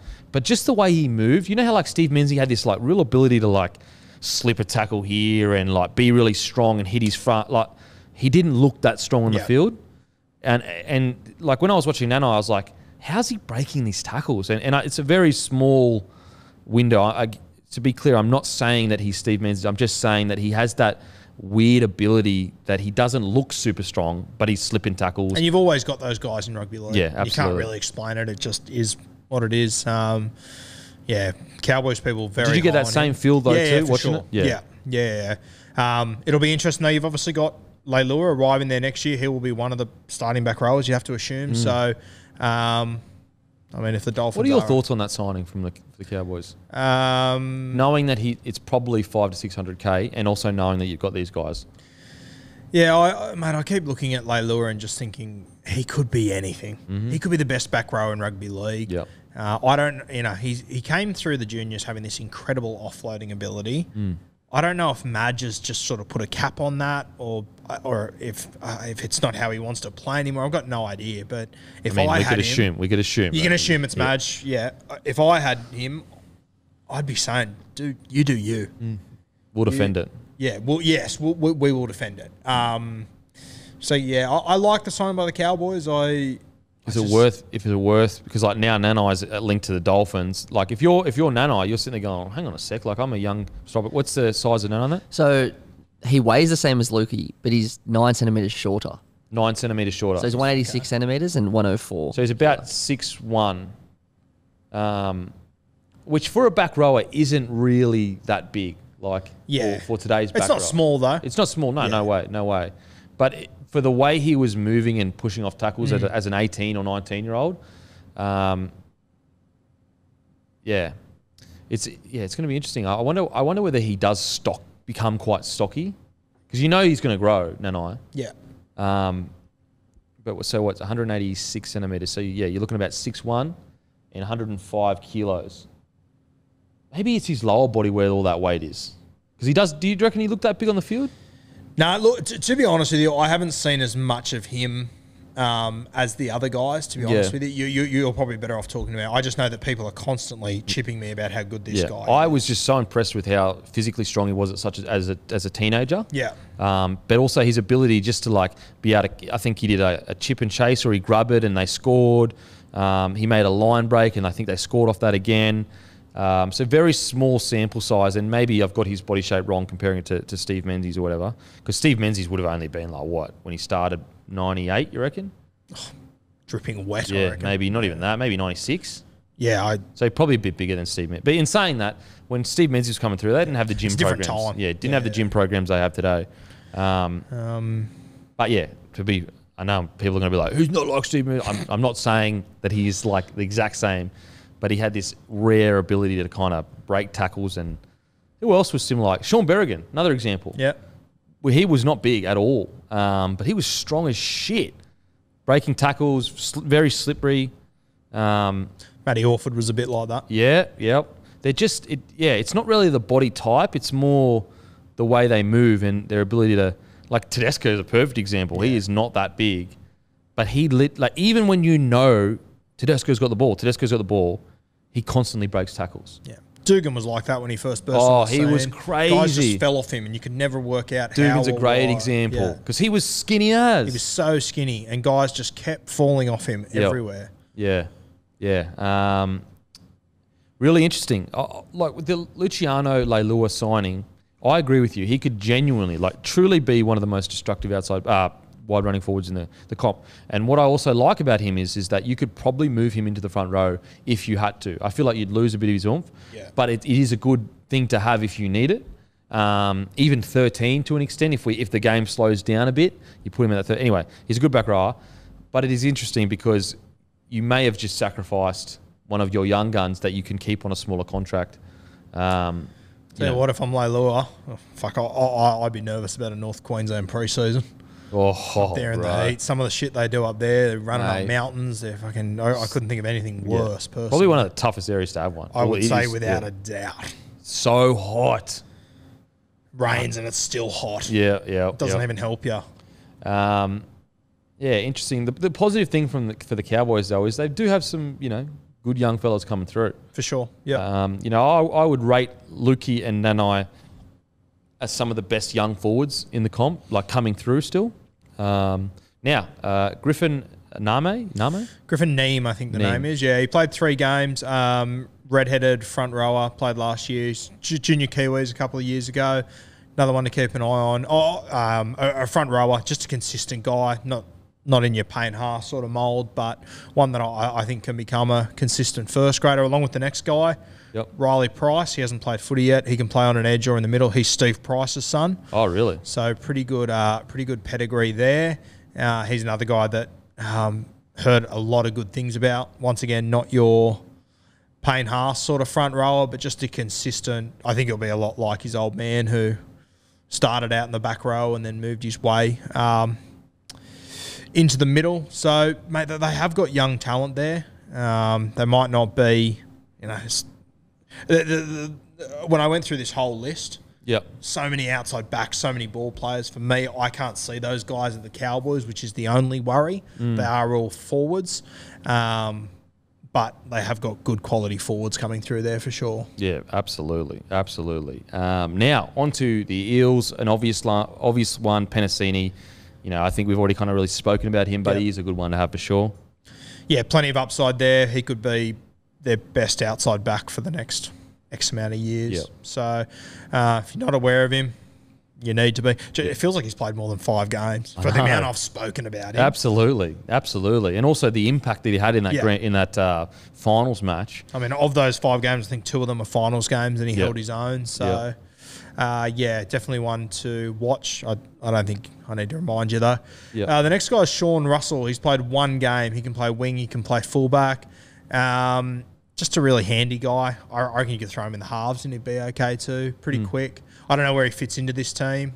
He could take that role that sort of Will Smith played for a couple of years there. Yeah.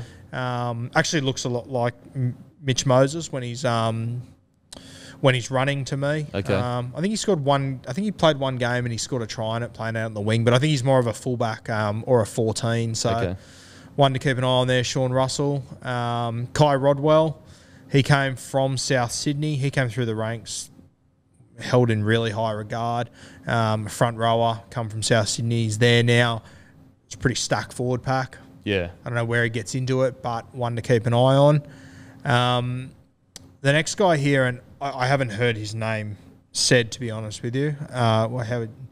Solomon Naduki? Naduki, yeah. He hasn't played yet. Centre wing in New South Wales Cup last year. He played 6 games, 3 tries, 16 tackle breaks, 3 line breaks, ran for 160 metres per game. So pretty good. And they do need some depth in those outside back area, I reckon. Yeah. I think he's a guy that has got that potential to be a Sivo or a Raja, one of those sort of guys. Last guy on the list, could be anything. Is he going to kick or not? Yeah. I don't know. He's a big boy, almost like a young Fafita. He looks like physique-wise. But with guys like him, he has all the potential. It's up to him. Well, mate, the Cowboys were devastated when he left. And I don't know. Was he injured last year? Not sure if he played. He did play a game last year. I remember when he got given his jersey, and just to that presentation, like obviously they're always excited for guys, but I think you could tell that the boys do get around him. Yeah, okay. They do like him. He just sort of got that vibe. But if you would have said to me 2 years ago, where's Greg's career going to be at? Yep. I would have thought there would have been 40 games instead of 2. So, if you had asked me, especially even after the Indigenous, how he was pretty good there, I would have said we're going to see not necessarily like breakout superstar, but a kind of like a cult. That first 30 games, people are like, fuck, because he's just got something about him. Yeah. So I also agree with you. I was quite surprised. Now, don't get me wrong, the Eels forward pack is extremely stacked. Like, where do you, especially when Papali'i comes along and just blows us all out of the water. But I would have thought that he would have snuck a few more games on the edge and on the bench, coming off the bench for a few minutes. I remember watching a few years ago, I had him and Hamlin ULA from the Sharks. I had them on the very same sort of, they're probably at the same spot. It'll be interesting to see where they are. And I would assume Hamlin's played 25 to 30 games now. Yep. I would have thought this guy would have been on a similar. Yeah. So we'll see how it plays out. But in his defence, we both just agreed on, that Eels pack is tough to break into. Tough to break into. I think, maybe if this year isn't the year, next year may be the year, because obviously Papali'i moves on. And a few of the other forwards like Maranta, Nakora, does open up quite an opportunity for him.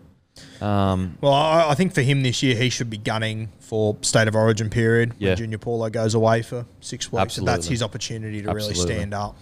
Now, on to the Panthers. I was going to say, that Sean Russell, I remember you posted about him. It was the one that he scored in the corner when he took over Makasiva and all his mates were there. Oh, yeah, I remember. I remember. Yeah. Now it's on to the Panthers, and what's crazy is this Panthers list has 1, 2, 3, 4, 5, 6, 7, 8. It just shows you what kind of position this club's in. There's a bit doing here. Of those 8, 2 of them you probably won't see for 3 or 4 years. I don't reckon, but they're worth keeping an eye on. But the fact that we even know about them, Yeah. First guy, Isaac Tago, 6 games, almost didn't put him in, but he's another one of those strong players that looks like they play above their weight. Yeah. He's a very talented player. I think he'll be the left centre for Penrith this year. Do you think they're going to miss Matt Burton there? Because, damn, he was good there. He was silky, man. Yeah, he was. But I also think that because Matt Burton was so silky, Jerome Luai just turned into a catch and pass 6. Yeah, okay. Whereas the year before, we saw what Luai did. We saw what he can do. So I don't think this kid's as good as Matt Burton, but I don't think there'll be a hole there. I think this kid's going to be huge this year. I actually think, I agree with you. As a whole player, you'd probably say Burton offers more. But I would argue, like, this guy coming out of D is probably better than Burton. Like, if you want hard yards, big hit-ups, Isaac Tago is going to give that to you. Whereas, like, Burton did it to an extent, but he was the point at the end of the spear kind of stuff. Whereas I feel like Tago, if they're looking for grunt, like, can you imagine Teo, May? Fuck me, that's tough to defend coming out of their end. He's going to be special this year. I'm very confident on it. He's the sort of guy that you don't have to put him in great shape. You won't have to just see Luai drop guys under and then create something. You can just give him the ball. Yeah, just beat his man one-on-one. He's got a little kicking game to him as well. So I'm really excited about Tago, and he's going to have Viliami Kiko inside him. He's going to have Brian To'o outside him. It's pretty good real estate for a young centre. I wonder if he's edging, or like kind of the plan is maybe we put him at centre. Then when Kikau goes, we drop him in that second row position, because he wouldn't shock me in the slightest. Because he's just strong, man. Fuck, he's strong. Kurt Falls. Yeah, he's a halfback. He's a little bit older. He's 25, which I like personally. He's been in the system for a while. Hasn't played first grade yet. Not your high-end attacking ability sort of 7. Just to consider, he reminds me of Mitchell Pearce. That's where I'd put him. If you're looking for a chip over the top, run the length of the field half, he's not your guy. But he's got an incredibly good kicking game. He's been playing Reggies for a number of years, and if you have a look at his highlights, his kicking game is impeccable. So Sean O'Sullivan's walked into the club too. So I don't know if you'll see Kurt Falls this year. He's 25, so I don't know if you'll see Kurt Falls at all. I hope you do because I think he deserves a shot. Yeah. But he's a guy that could come in and do a really good job if they had a couple of injuries. That's the kind of player, if I'm Newcastle Knights, I'm 100%. Like, you get him for literally nothing. Yeah. And he's desperate. He's 25. He's mature. Good kicking game. Like, we saw in that grand final how far a good kicking game takes you. You know, surely the Knights are on the lookout for guys like a Kurt Falls who, you know, he doesn't need to set the world alight, but he just get a good kicking game there and let Ponga do all the crazy stuff. Yeah. I love that he's 25 and he's still hanging in there. Yeah. That's unreal. He's still in their top 30. What's crazy to think is Cody Walker didn't debut till 26. So, like a few years ago, if we were doing this, we would be talking about Cody Walker. Could you imagine? Yeah. Could you imagine how weird that is? But he's 25. I don't know whether he'll make it. It's a bit weird that he hasn't made it yet. And then, boom. Yeah. Kills it. Here's my favourite. I am a huge fan, Talon May. I think he's going to be something special. I think that they're actually going to have To'o and Talon May coming out of their end, and it's going to be like who's a team that, like, not as good, don't get me wrong, but remember when Broncos... I know what you're going to say, yeah. Broncos had Lottie and Wendell? Yeah. And it was almost like far out. Like, how do you stop that? Yeah. Now, they're very, very different players, but Lottie and Wendell, they were almost kind of at the forefront of having these like massive wingers that can take hit-ups out of their own end. And, like, you know, this could be the next level of like To'o last year was truly, when he didn't play, it was very hard for them to get the momentum. And if you got To'o and Talon May, and Tago's going to be the same. Yeah, I'm very, very excited. And you saw how tough Talon May was in the boxing as well. I was just about to say. Good God. Yeah. You know, so... Was there anyone worse in the world to be at that moment than Lussick? Poor bloke. Wow. Nothing he could do either. Mate, it's just like... nothing you could do other than the ref protecting you. Jesus. End the fight, please. And the thing with Talon as well, marketable, especially in that area. Like, he's got a bit of swagger about him. You look at his Instagram, he's all about it. I'm excited about, honestly, like, he could have, in my opinion, not the same as in standard, but a similar explosive year that's similar to what To'o had over the last kind of 24 months. I think if he starts in that sport and he plays good footy, I think that the NRL community will really get around him. He's probably the one that I'm looking at as a potential rookie of the year. He's only played one game. Does Isaac Tago, he's played 6. Does that rule him out? Yeah, so it's 4. 4, okay. Fuck it. I'll tell you what, if he'd played 4 games and these two were going head-to-head, I reckon they could be battling out for rookie. In one of the best teams as well, on the Sting. Like, if you're on the Sting in one of the best teams, it's such a... Because you're going to score tries. You're not going to get just constantly bashed all the time. It's basically it's literally the best place to be in rugby league. On the Sting, in the best team in the comp. Look at Ferguson 2018. He absolutely killed it. And if you go and watch their highlights package, if you type in Taylor May or Isaac Tago, it's the same video. Yeah, wow. They're both playing down the left edge for Penrith in reserve grade, and they're just carving. So so it was Tago in centre and May on the edge. On the left edge. And up until Matt Burton went up to first grade, he was there 5'8". Wow. So we could see a Tago May combination. Well, you'd have to maybe move To'o at some point, which I don't know if they will, but could happen. I think To'o could have the same impact on the right as he could on the left. Yeah. And you could have these two young guys carving out there. Wow, that's impressive to think of the future they could have together on that edge there with Luai and the Cleary. Oh, my God. The Panthers are in a... Now, Preston Ricky.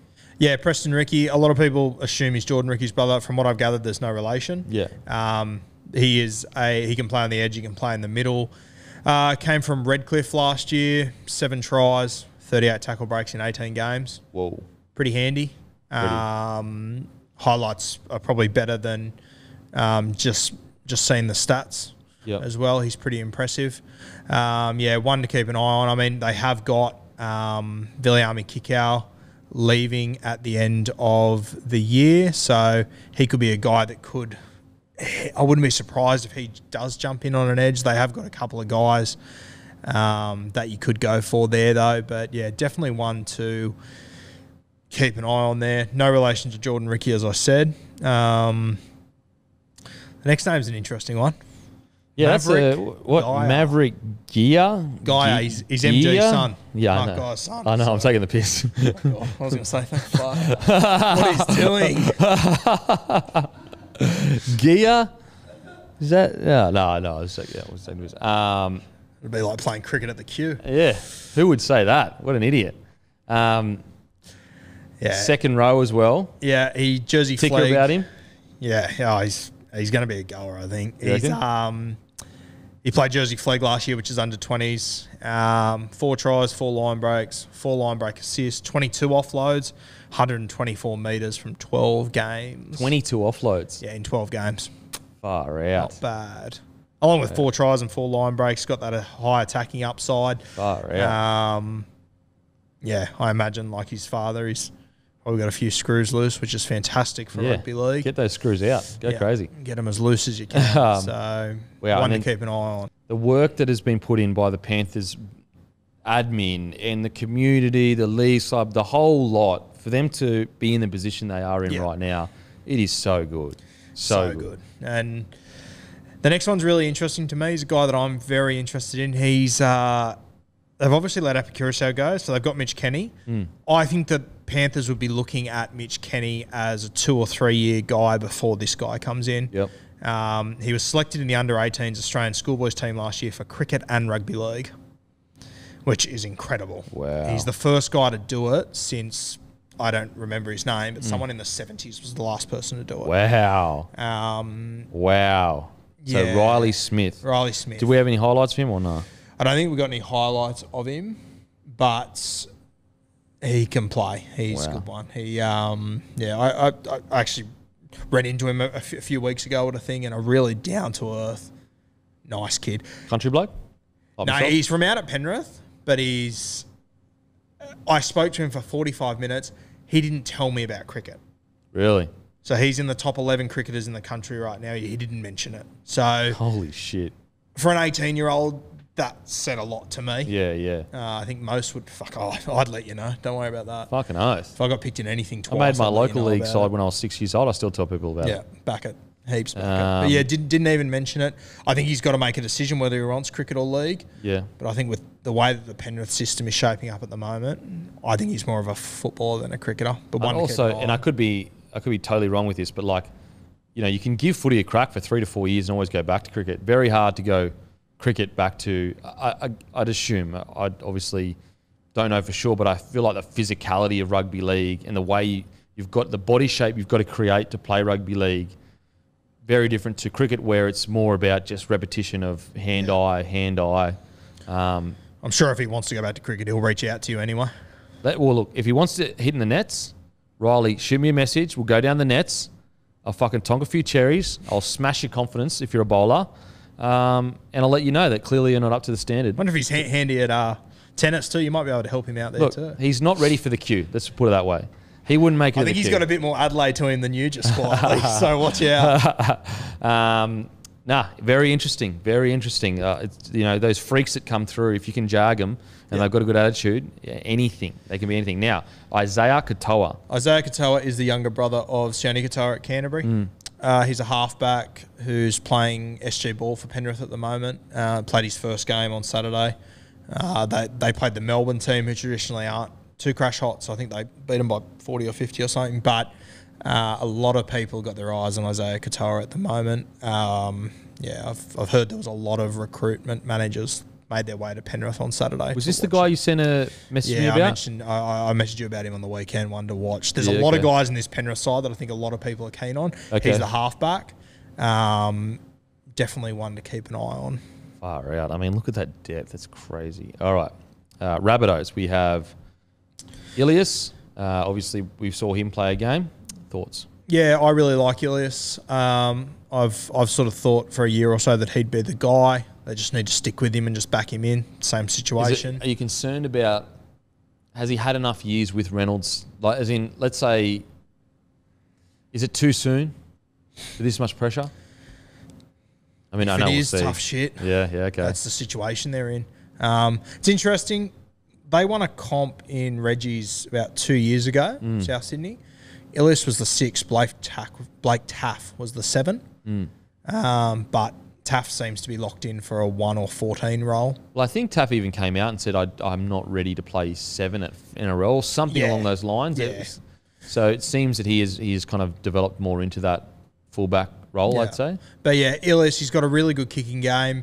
I don't think he has to be fantastic for South Sydney to do well. Yeah. I just think he has to hold his own and just organise, and I think they'll be okay. I think he's a really good shout for Rookie of the Year as well because of the position he's in, and realistically, I think Ilias can play 6 out of 10 all year, which is fine. Yeah. But in that South Sydney team, I think that'll lift him a lot. Yeah. So, I'm actually reasonably confident he's going to be okay. Okay. Yeah. Isaiah Tass. Now, I think, didn't Isaiah Tass go from the Dogs to the Broncos to the Rabbitohs? Yes, yeah. So now, I think I saw, I've seen some footage of him, maybe in Rezzies, and I'm very surprised he hasn't played NRL He's yet. handy. He's very handy. Yeah. There's a few guys. Obviously, they've got Dan Gagai leaving, so there's an opportunity there. Have they got a wing spot opening up too? I think there's 2 spots. They've got Mansell still there. Mansell's still there, and they've got the young fella, Paulo. Jackson Paulo. But you could even say Mansell or Paulo haven't cemented those spots. Yeah, there's talk about this kid being a bit of a smoky for round 1. When I say kid, can you look it up, mate? 21. 21. Okay, I thought he was older. Yeah, no, he's still a kid. Yeah, jeez, he's done some yards around. Shooting clubs, yeah. That's why I'm He's actually from Mackay. Okay. So he went Mackay, Bulldogs, Brisbane, South Sydney. Frequent flyer. Yeah. But yeah, he can move. He's got upside to him, so one to keep an eye on. Not Regan Campbell. Campbell Graham, I reckon he's in for a massive year. He's so underappreciated. My only worry, I've said it for a long time. If they played him at left centre, I think he'd be regarded as one of the best backs in the game. Well, do you think this is the opportunity for them to do that? Because he is the best centre at the club right now. 100%. He definitely is. My only worry is that if they move him to the left side, your entire right edge is new. Sewer's left, Reynolds is left. If you take Campbell, I reckon they'll keep Campbell Graham there just to keep some continuity on that edge. Yeah. See, I'd be of the mind of let's let this guy blossom. We need a strike centre. I'm exactly the same. Yeah. But every South person I talk to says the same thing. He'll stay on the right because it's all the edge is so new and different. But if I'm a coach, we need a superstar strike centre. Yep. He's our man. He's been doing the hard yards for the last few years, just flying under the radar, constantly at your 130 to 150 metres averaged. Great defence, good strong ball carries, doing the tough yards. Let him flourish. Let's see that attacking prowess that he has. Especially in this team, I assume they're still going to be heavy towards that left edge. Yeah. I think they'd be crazy to change it too much. They did the same thing every single play, and it worked every single play. So, I would love to see him over on the left side. And if he did end up there, that's the thing. He could move to left centre, be the top try scorer of the competition, the best centre. He's still not going to play Origin because there's so many fucking centres in this thing. It's unbelievable. It's absolutely wild. And he's been 18th to 19th he was 18th man as well. Man last year. Yeah. It's so if you're the Rabbitohs, surely you go, look, we've got this kid that is 18th man in Origin with all these throbbing centres. Let's let him flourish, get him out there where he needs to be to become a weapon for us. Because, when you start looking at the backline outside of Latrell, who's your weapon this year? Who's your, Gagai was the guy. Who's their attacking weapon this year outside Latrell? That's Graham. It has to be Graham. Graham. He's the guy. Yeah. So surely you can get at least a defensive centre on the other side that's just really good at it. Wayne used to do that so well. He'd have one gun centre and the other centre would just be a batless, mad defender. Like Mick DeVere obviously was a great defender.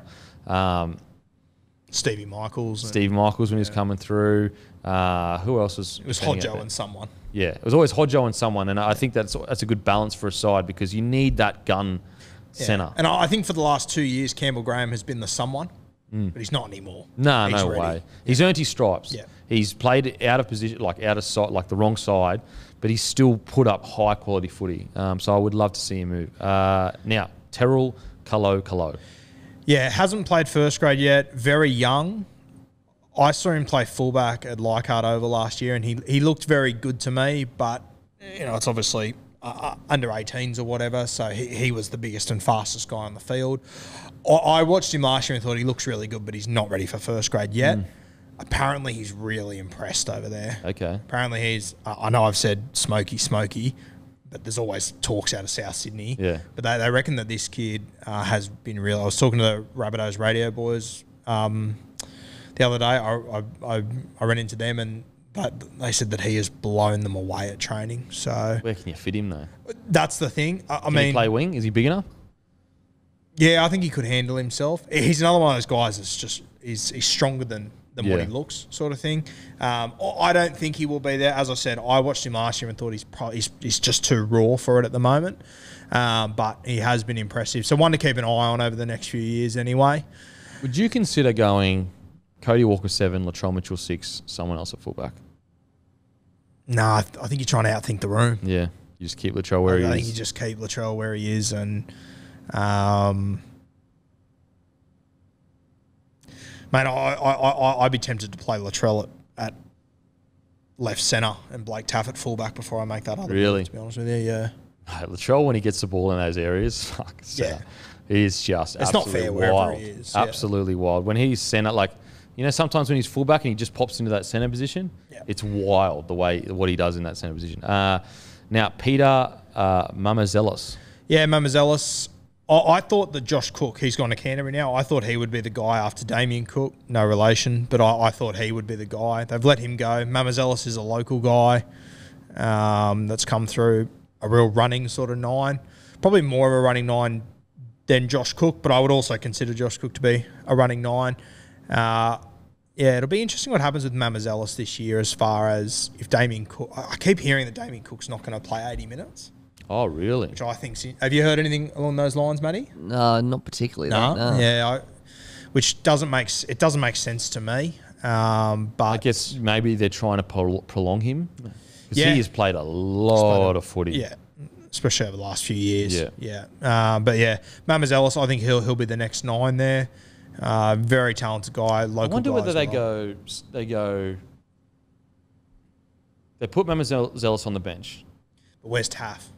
Well, we've already got. Remember we spoke I about can't this. believe you don't have him in your side. I don't have him in my 14. I want him playing. I want him playing for 80 minutes of football every week. Okay. In my opinion, I want him in reserve grade, and it's not because I don't think he's good enough for first I grade. know what you're saying. Yeah. I just cannot express to you how important it is that young footy players play 80 minutes, especially like ones that are in fullback or half or whatever. Mamazelos, like, you could put him back in reserve grade and play 80, but I believe maybe you could go Cook starts, Mamazelos on the bench, Mamazelos comes on, and then you move Cook to maybe a 13 role. Just as the pace of the game picks up. Gives Mamazelos an opportunity to develop as a player, takes Cookie out of that 9 role. Again, I'm just spitballing here. Yeah, I think we both agree we'd play Cook for 80 though. Oh, 100%, Yeah, for sure. yeah. But if there is But if they're internal trying to, concerns about his body and he's starting to, get a bit too much for him, or if they're very future focused, like let's say they're going, Cookie is 29, 30, maybe they get Mamazelos on the bench to slowly bring him into NRL and give him, 20 minutes here, 20 minutes there. And, in 2-3 years' time or 2 years' time, he becomes the next hooker. Be interesting, though. It's going to be interesting to see what they do. Taff at 14 is interesting. So you believe what? Taff at 14, then what? Liam Knight, Mark Nichols. And are we assuming Jairo starts on an edge? Yeah, surely. Yeah. I'd say so. Murray at 13. Murray at 13. It's still not a bad side. Have we got Totola starting with Burgess? Is that Yeah, what I would say so. Yeah, okay. Him or Nichols? Who else who'd be your last person on the bench, Matty? I'm shooting a blank here. Because Sewer's gone. Bloody hell. I thought he was a Rabbitohs diehard. Yeah. I don't even know his I think you squad. need the computer for it. Jesus. you've got people like Haim Sele, Oh, yeah. So like, Havili's there, Cheekham's around. there, yeah. See, I would probably Post. I would have Havili or Cheekham as 14. Okay. We spoke about that last time. Yeah, we did, yeah. I like Cheekham as 14 though, because he can literally play anywhere. He's so underrated. I feel like he hasn't been used Is he properly. the most underutilised guy in this I competition, just or what? yeah. I feel Every time like he plays for him, he wins a game for him. it's I feel like he got caught in that Tigers vortex of just like what sometimes coaches just like players and some they just don't really think that are up to it. I remember watching him play Toyota Cup years ago. Well, it was years ago now. It's like 8 years ago, and he was just unstoppable. Yeah. Yeah, he's silky. I don't know why he hasn't played more first grade, or at least started more. Anyway, And there's never been any signs to me that he's a shit bloke. no, he's a legend. Yeah, he seems like a lovely guy. They all seem to love him. It's Well, I mean, strange. like even Moses Zembai. Like Moses Zembai is one of the nicest blokes you'll ever meet, and yet like at the Tigers, in that vortex, he just wasn't wanted. Like he just wasn't liked. he was like, their captain, but he wasn't wanted. yeah, it was that weird vortex that's been happening this last few years, and how public they were about not wanting their senior players. It's kind of like, how do you expect to go well when all the players, yes, they may be getting paid overs, but under Ivan Cleary, they were one game away from making the finals. So you can make it work. Yeah. You can make it work. So instead of being so public about wanting them to go, speak to them privately. It's the public stuff. Like if you want to move a player on, you can speak to them like a man and be like, look, we feel like you're on too much. If you can find a better deal, let's work something out. But until then, let's get the job done. And maybe you start playing up to that amount. Yeah. It's much better than leaking to the media that we're trying to move this guy on constantly. It's like, bro, how does that help your team? Like, I know it puts pressure on them to leave, but at the end of the day, they're underperforming players that aren't going to get those big contracts. So get the best out of what you can. I'm always worried I'm going to get home. There's going to be a brick through my window saying, leave the Tigers alone. Oh, yeah, true. It's my number one fear. True. But I say it out of, I think Tigers could be a fucking powerhouse. 100%, yeah. Could you imagine Tigers killing it? Like, there's so much potential in that club. It's absolutely wild. Like, look what Penrith have done. Yeah, exactly. Yeah. Like, I believe West Tigers, and to be clear, they're on that path now. Tim Sheen has been fantastic. I think, relatively speaking to how clubs were going to how they are now, Tigers have had the best off season of any club. For sure. And if you, like what you're saying there, that Tim Sheen's had him. Imagine if Tim Sheens was there 10 years ago doing what he's doing. Yeah. Tedesco, Moses. I mean, the list goes. I mean, every year I see it trundled out. This is the best Tigers team that left. Yep. And it's like, oh, fuck, they would have won a comp. Yeah. And they're building a centre of excellence. Like, they're doing all the right things. So, Tim Sheens was a clincher. You know, their signings have been absolutely fantastic. Yeah, interesting. Anyway, Dave Moali. Yeah, Davey Moali, I'm very high on him. He's played one game last year. He's a front rower. I first saw him play at Waverley College playing Union, so playing front row there, so very different. But I think he's so much more suited to league. Don't like saying it, but he's in that Payne Haas, that modern day front rower. You know what's sort of funny? mold. The internet has absolutely scarred us so bad. Yes. We always have to say, just my opinion. I'm not saying, we're so traumatized from the internet. I had someone message me last week and they sent me the quote going, I don't want to say Selwyn Cobbo reminds me of these guys. And then we went into this. Watched 4 minutes of highlights and comparing stats and weights for 15 minutes. I was like, yeah, no, that happened. That's fair cop. No, the internet has scarred us, guys. I think, like, as a viewer, and this is not us complaining, we're so fucking lucky to be in the position we are. I think a lot of people don't realise that you're dealing with hundreds and hundreds of comments from people a day. And so it's, you got two options, especially like with Bloke in a Bar. I've got two options. I can completely just not read comments and it would be within my right to do that, like, for my own mental health. Yep. But then I'm not engaging with the community. Then I'm not really like feeling like, what are we about? Like, what are we thinking here, guys? Like, what do we think about that? Like, if you're not engaging with it. But when you do that, it's you're just going through so many different opinions and yeah. Again, it's not whinging. I'm so lucky to be where I am. Like, obviously not going to speak for you, but I feel like I'm so extremely lucky to be where I am. But it is something that you watch over the years. People that have been on the internet for a while and like doing content, you'll watch at the start, they'll just like say like what they want to say. And then like 5 and 6 and 7 years in, They've just so just like, right, I've got to couch this in all this battleground. Just because you don't want to get absolutely pizzled in the comment section. Yeah, but Mwali, and someone will clip it up in 4 years when he's a consistent first grader and not Payne Haas and go, you're an idiot. But he's got that's his high end ability. Yeah, absolutely. He's one of those front rowers like Junior Paulo, like Payne Haas. It's like a body type as well. Like, and I say Payne Haas mold because he's the best at it, but it's becoming so much more like every club has one of these guys now. Like Stefano. Yeah, Stefano, Adam Fanua-Blake. Yeah. Every club it's like has big, one of mobile guys. boys with a tank, with a gas tank. I think tank with it's an worth offload. pointing out that he's 18, he's 112 kilos, and he's 186 centimeters. 186? Yeah. So quite stocky then. 112 kilos. Oof. And in his 18. game, he played 46 minutes, he made 28 tackles and didn't miss any. 28 tackles or what? And didn't miss a tackle in his one NRL game last year as an 18-year-old.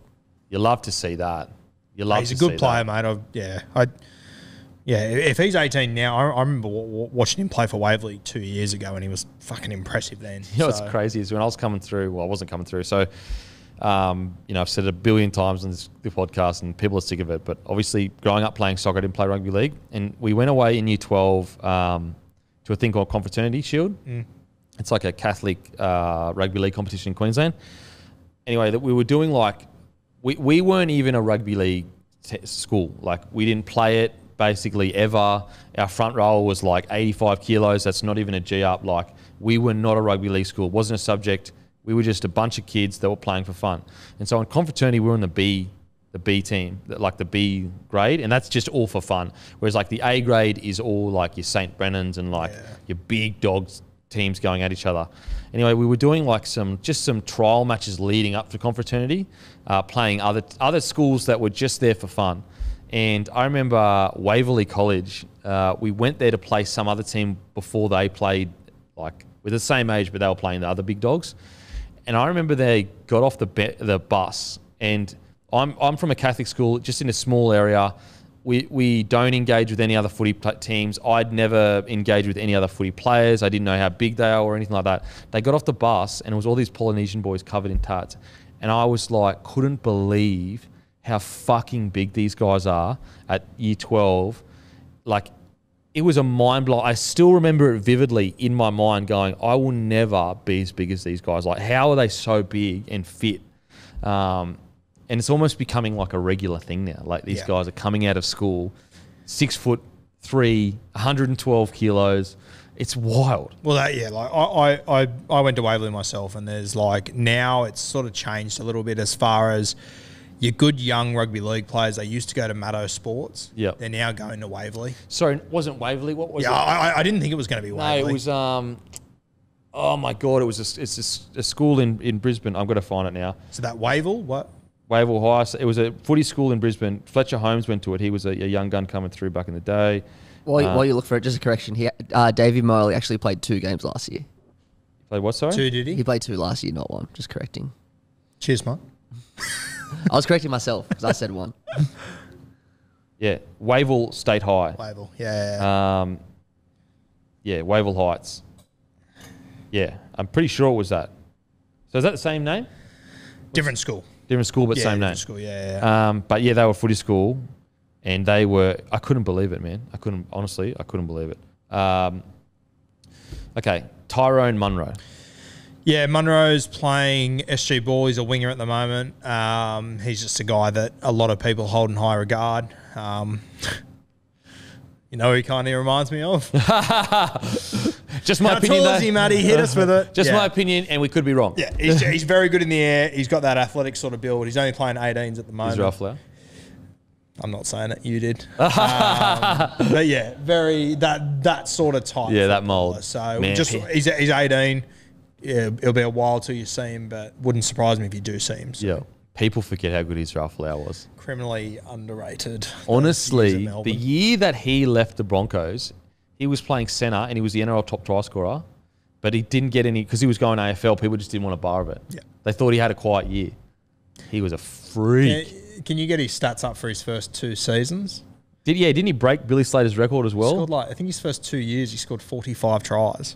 Holy moly! Like it was, and he was taking big hit ups out of the he was a freak, man. Their whole sets were just play to the left side of the field. Is his Origin try one of the greatest catching tries ever in the history of Origin? I think it's one of the greatest catching moments in sport.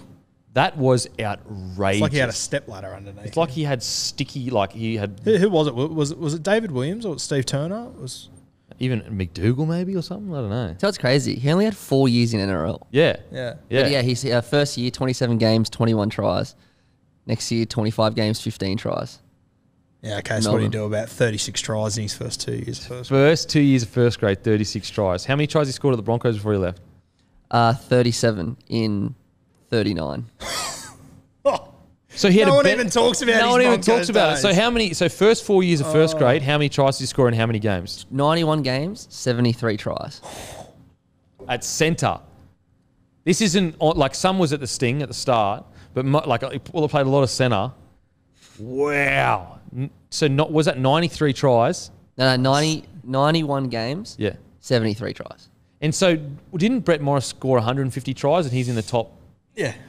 He did in 4 So years. if he stays for 10 years in the NRL, he scores...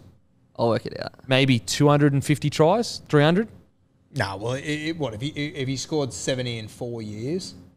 You mean if he stays for another 10 years? Yeah. Yeah. And I mean, we saw how his career played out. He was still throbbing 10 years later. Yeah. If he played for another 10 years, on that average, he would have scored 255 tries. Wow.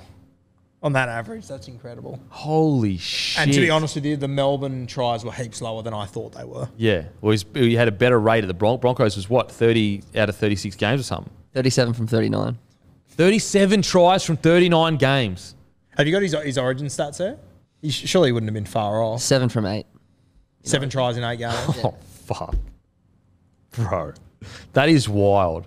I actually almost thought it would be better than that, as crazy as that sounds. That is wild. But think about that rate for... So you add those 7 Origin games on to his other... Like, he's playing like 100 games and scoring nearly 80 tries. Yeah, that gets him to 80 tries. Holy shit. That's what I mean when I say when he left the AFL, no one made a big deal of it. The guy was scoring tries for fun. And I think it was like the first year they missed the finals or something as well, like, or like they didn't go as well. So it wasn't like they were a Broncos team just dominating sides. That's incredible. Holy shit. So you're basically what you're saying is Tyrone Munray is already as good as his Ruffalo. He is the next Ken That's what you Irvine just as said. far as I'm concerned. How many tries did Ken Irvine score? 212. So he would have given that a real shake. Yep. That's incredible, man. That's incredible. Well, AJ's going to give it a shake. What's he on, 130? 140? And he's only like 26 or something. He's no? young, yeah. And he's standing AJ's on 136. Yeah, how old is he? 26? 26. He's 26. So let's say he plays for another 7 years. He needs basically like 12 tries a season, 15 tries a season to be safe. Yeah, which is doable. It's going to be like with injuries and everything, throw that in. But Considering South didn't want to sign him 2 years ago that for was whatever wild. fucking reason That was wild. wild. Wow, that's impressive. Okay, now on to a lot of people are bullish on this, and I'm bullish as well because I would make the argument that that they have one of the best 4 or 5 juniors coming through that have kind of already played NRL. But anyway, And that's where the vast majority of these names are. Before we start, Matty, can you get up 2019 Steelers SG Ball for me? Wait till you hear this. This is unbelievable. far out. Yeah, so Amone is the first one there. 11 games, you all know him. He'll play 5'8". Well, I believe he'll play 5'8" for them. He's got superstar written all over him. Do we want to dive into the Bud Sullivan argument again? Yeah, this is a tough one. Again, he's another guy where I'm like, I want you playing 80 minutes of footy, leading a team around. Yeah, Whereas you want him on that 14. I want him in first grade. Yeah. I don't think the Dragons are. Yeah, it's two ways to look at it. Have you got that side? So the grand final, Tyrell Sloan was on the wing. Aaron Shoup was the centre. Fee Guy was the other centre. The other Fee Guy was the winger. Amone was the 5'8", and Bud Sullivan was the halfback. Holy shit. Insane. Talk about juniors. Then in 2020, the comp got cancelled after 3 weeks. 2021, they lost the grand final, but they still had, I think, 3 of those 5 guys. Holy shit. Unbelievable run for the Steelers there. Wow. That's some good juniors. That's Penrith's level of juniors. Yeah. Wow. And they were just about all young in that team too, because they came back and played the next year. So the only thing with the Sullivan, okay, so let's say let's look at the club. What's best for the club? When you've signed at Moses Mbai. Yep. You can put him on 14 and he's going to do a job. Are you going to develop Sullivan? Do you think you're going to find more development from Sullivan, him playing 14, or leading a New South Wales Cup side around in the halves as basically your captain, pretty much? Like, he wouldn't be a captain, but you know what I mean? Yeah. Can I throw a different hypothetical? 100%. 2 years' time, where is Bud Sullivan playing in this team? I'm starting to wonder if one of them, Monet or Sullivan, might have to miss. Well, 2 years' time, you'd assume that Ben Hunt is moved on. And what, you're going to throw those two in the halves at age 20, 21? Well, okay, are they going to re-sign Hunt, do you think? I don't know. Yeah, I don't know. Probably for less money. So, yeah, he could end up anywhere. But that's what I mean. I think that, like, maybe they're playing. I do know Hook loves Benny. And so he should. And I also do believe that Hunt had one of his better seasons. Obviously not as good as Broncos time, but I thought last year he was fantastic. And his grit, determination, I thought giving him the captaincy was a masterstroke by Anthony Griffin. And I don't think the way he played last year was that far off Broncos form. It was just injury that stopped it here and there. But he is 30 years old, I think. And 31. So 2 years' time... Do you feel he'd be willing to take a massive pay cut? Like we're talking $600,000-$700,000. Yeah, I don't know. The other thing is, you know better than me. I'm pretty sure he's really good mates with Andrew McCulloch. Yeah, he's really close. So I think McCulloch's 31, 32 now. So mate, if he's not at the drag, I honestly wouldn't be surprised if Ben Hunt's at the Dolphins. Wouldn't be a bad buy. I wouldn't be surprised if he's the 9 for the Dolphins. Wouldn't shock me. I'd love that. I'd love him as 9. I know he loves 7, but I love him as... Honestly, he could be one of the best 9s in the comp. I'm saying it. He is one of the best 9s in the comp. It's crazy. It's absolutely wild. It's not even a hot take. So that's where I feel like, do you go Sullivan, New South Wales Cup, you're in the 7 jersey, develop your game for 2 years, then when Ben Hunt... If Ben Hunt... isn't playing good footy, or do you know what I mean? Like, let's say he's just solid and he isn't willing to take a gigantic pay cut. You put Sullivan in with a Monet. They did come through together. Yeah. It's similar to the Cleary-Luai situation. That's fair. Yeah. I don't know. I still feel like the Cleary-Luai situation, I think it's easy to say very where they're sitting, situation. but it's hard to do. Yeah, we're using the exception to prove the rule. Like the Panthers aren't the first guys to go, hey, we got these guys that have played together. True. But yeah, I just want to see Bud Sullivan. I understand where you come from, and it's hard for me to argue with it. It makes sense. I want to see him in first grade too. Yeah. And also getting a fair crack at if Amon doesn't play well or Hunt doesn't play well, you get him in there. Yeah. It's a great position to be in. It's an unreal spot to be in. As a club, if you want depth in one position, it's in the halves. Because holy shit, that... If Mbai wasn't at the club, would you want to play Sullivan at 14 or would you still want to play him in Regis?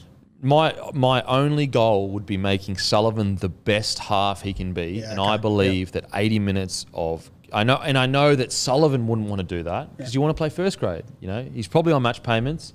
You want to be in first grade, and he would believe, rightly so, that at 14 he can make a difference. But if I'm looking at a club and development, like people, I think that a lot of people don't appreciate how important it is to have a couple of years in New South Wales Cup, Queensland Cup, leading a team around. Because go watch the Q Cup Grand Final. Like it's not NRL quality, but it's still decent footy. It's not far off. It's not that far off. And so if you're Sullivan and you can go back there and prove, I can lead a team around and get to in the top 4 or whatever, it'll give him a bunch of confidence. He'll work on his size and all the things he needs to develop. Whereas like if he's playing 20 minutes here or there in first grade, where does he get his 80 minutes of footy? Just playing week in, week out. Like let's say, imagine how much better a player is after 40 games of cup of 80 minutes compared to 40 games of 20, 10 in a position that's not his position. That's not his. Yeah. But in saying that, sometimes people are so talented, you just got to get him in the side. Yeah. And he is that guy. I don't disagree with anything you said, but I'm picking him at 14 for me. Yeah, I can see it. Yeah. I can see it. And maybe you go the flip side of like you put Moses Mbai in the New South Wales Cup and you put him at 6 and you say, lead this team around, put pressure on our halves. You're the next guy up if it doesn't work out. Yeah. Amon's got something special about him, doesn't he? Oh, he just looks different to me. Fucking hell. I love Sullivan, but Amon's just something. He's got that time. He's not. He's got time. Yeah. Always. Yeah. Yeah. I really like Sloan too. I like his body shape. I think that he's got a lot of growing to do. He's not too small. I know he's skinny right now, but he's not like a short winger short fullback that doesn't have much room to grow. I feel like physically he has quite a bit to fill out. Wide shoulders, long body. He'd probably be about 6 foot, I'd say. Have you had him in here or anything? No. He is. I saw him at the shops a few months ago. He is so skinny. Yeah. Like he's got so much more growth in him. Absolutely. Yeah. And he'd be about 6 foot, you reckon? Yeah. He's a tall bit of timber, but I couldn't believe how skinny he was. Because on TV they look much bigger than they are. Yeah. What's funny is like I remember this girl came over at the house. Like the first thing she said to me was like, "This is when I was," and I didn't like, we're all having drinks and just some girls come over to the house when I was like playing Broncos. First thing she said to me, she's like, "Oh, you're way smaller in real life." I was like, "Fucking hell, rattled." Jesus, I'm doing my best as it is, and you just come in with that. Like I'm wigging just talking to chicks right now. I'm a fucking 20-year-old just battling. I'm a battler, and you come in and hit me with a fucking 6. Oh wow, you're smaller than you look on TV. It's like, damn, man. At least you're watching me. Can't win them all. At least you're watching me, baby. Brushed her later that night, just quietly. She hit on me, brushed her, and she was hot too. I had a missus, so I was trying to be loyal.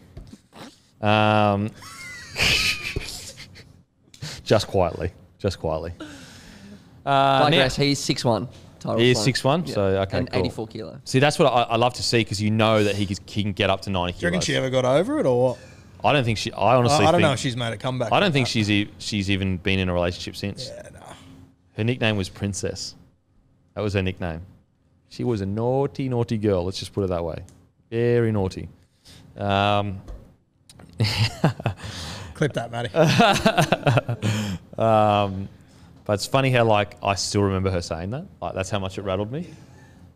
She's won. I won. You're disguising this as a W for you. Well, it was a W because I brushed her. I did brush her. Like she hit on me, and I was like, "No, I'm not interested." But she did scar me for life. Whereas I don't think she's rolling around the world right now going, "Man, I can't believe the beak brush." You won the sprint. Actually, you know what? Wait a second. Yes, she is because she's like, "I can't believe that other ugly motherfucker." Brushed me. He's way beneath me, and he brushed me. She was a good sort too. Anyway, so 1-0 to the Beak. Beak always gets the dub in the end, baby. Always in the end. You might win the battle, but you're not going to win the war. Reach out, princess. Reach out. Sloan, Fagai twins. I think I love the way they move. Yeah. They move across the park. Their footwork. They didn't have as much impact because the other young guys coming through last year, but. I think they're going to be good. I think they will wingers. this year. Yeah. I think you got to find a way to get them both in the side eventually. Yeah. Mate, the young talent here is unreal. Those 5 names, including the twins, could just be anything moving forward for them. If you can keep that together, and I know that like Penrith is the exception, but I do see shades of. It's Penrith. got potential to do it. I see shades of Penrith in that. Bunch of young fellas together. They all came through Jersey Flegg and all of that. They won comps together. Successful, yeah. And that's what we were talking about with Cleary and Luai. I mean, it was the whole reason why Luai got picked over Burton. Was because of that. Like Penrith, the South Coast is like that too. They love their area. They love where they've come from. Yeah. So, the last name there's Jaden Hunt. He's a guy that he played 4 games last year. I don't think most people would have noticed him. Very stock standard front rower, but does get through a lot of work. Can play big minutes. Has done in New South Wales Cup. So one that I think is worth keeping an eye on. Not in the Payne Haas category that we've spoken about, but just a consistent guy that you know what you're going to get every week. In saying that Dragons pack, they might have the best depth for a forward pack in rugby league without having an out-and-out superstar. So there are going to be a lot of guys he's going to have to get over to get into that side. But just one to keep an eye on moving forward. I mean, I tell you what, for a club that has really struggled over the last few years, for them to be in this position with young guns that are truly at the tippity top of young guns coming through, it's almost a miracle. Yeah, I agree. Yeah. To think that they haven't lost those players, it's a miracle. Yeah. And to think that we're talking about them as potentially being a Penrith-like is unbelievable. Like, Fagai Twins, they were known coming up throughout the ranks as like absolute throbbers. I remember people sending me clips like 2 years ago. You've got to check these guys out, their guns. Sullivan, same thing. Mono's been the same since he played Harold Matts too. Like, and people have... Like, the Dragons, their facilities aren't that great. The club has been struggling ever since they won the premiership. Yeah. Have they made a final since then, or maybe one? They played the one or Broncos two or something? games with Gareth Widdop. They played Canterbury one night and the Broncos. So 2 final series in what, 10 years? Yeah, something like that. Roughly? And these young kids, as Matty just said, they won that comp in 2019. It's 2022 and they've still got all those guys. Yeah, crazy. You'd think another... like I think Shoop's the only one that's left from that group, which is pretty And damn he probably... impressive. The reason why he left is because he probably got a big offer from the Doggies. Even if you kept him, you wouldn't have been able to probably use him. Yeah. With the other guys that they've got. Mate, I tell you what. If I'm excited about one bloke this year, it's Zach Lomax. Yeah. The gift. Fuck, he because the Dragons struggled so much last year towards the end of the year, I know he was in and out of first grade, but go watch Zach Lomax highlights from last year. He was silky, man. And it was against teams that were the good sides. It wasn't just like, he is something special, Zach. He doesn't have Katoni Staggs highlights, but he doesn't get it. He just delivers every single week. And he has that. He's like the old-fashioned center of that flick, like the shimmy, like Gaznia. He's like Gaz, like that shimmy flick, and it's just everything is elite and silky. And if Brad Fittler is calling you the gift, it means something. It means something. He's big, he's rangy, he's strong. He's still only 21 years old. He's another guy I think may have played for Australia in cricket. Can you please check?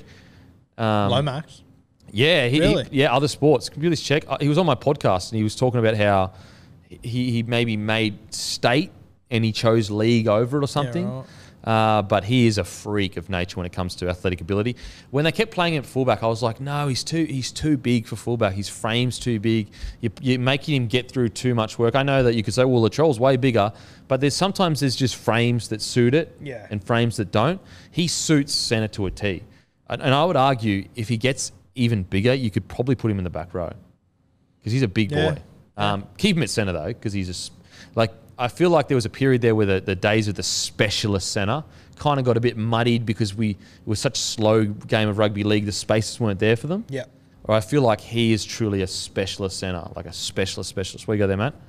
Can't find much on Zach cricket. Lomax cricket or anything? Nah, can't see anything. I'm pretty sure. I'm pretty sure. He's going to be an interesting one as far as like representative football goes. Just where he fits in though, because on the Sting maybe.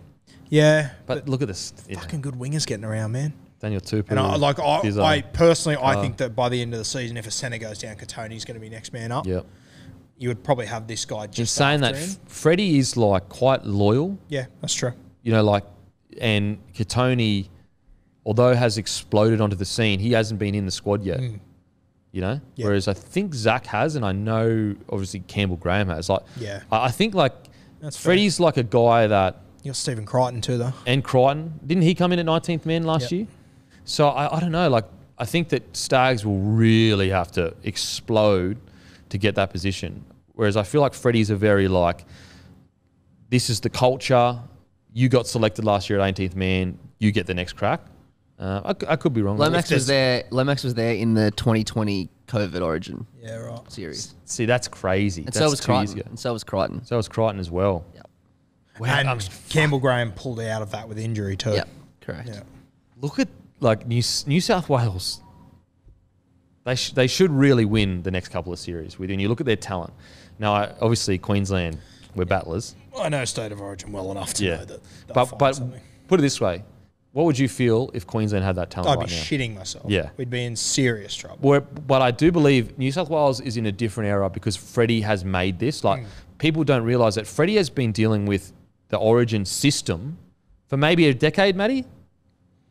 Yeah, since about 2012, he always I think. had the pathways, didn't he? So he was a part of the pathways. When Laurie got the job in 2012-13, Freddie also went for the job. He got knocked back. So there he was like, all right, I want to develop the pathways for the future. So he went down, and everything we're seeing now, Freddie was a part of that. grassroots. And that's where I feel like the difference is between, you know, New South Wales of yesteryear and this year of, I don't think you have the same, you know, obviously you got ahead of yourselves just 2 years ago, but I think that was more a blip on the radar. That was Wayne Bennett magic. That was Munster magic. I think that yous are in good stead. I really do believe New South Wales are in good stead. It doesn't mean that I think yous are definitely going to win the next few series, but I just think you're in a better position than you were, you know, 10 years ago or whatever. At the same time, though, does it shock anyone if Munster plays really well again sometime? Oh, no way. Like, I'm back in Queensland to get the W. Yeah, sure. New South Wales should win the next few series, but I'm so far from confident that they will because I just know what Queensland is like. Yeah. I guess I'm trying to magnify the incredible depth that has been created in that New South Wales squad.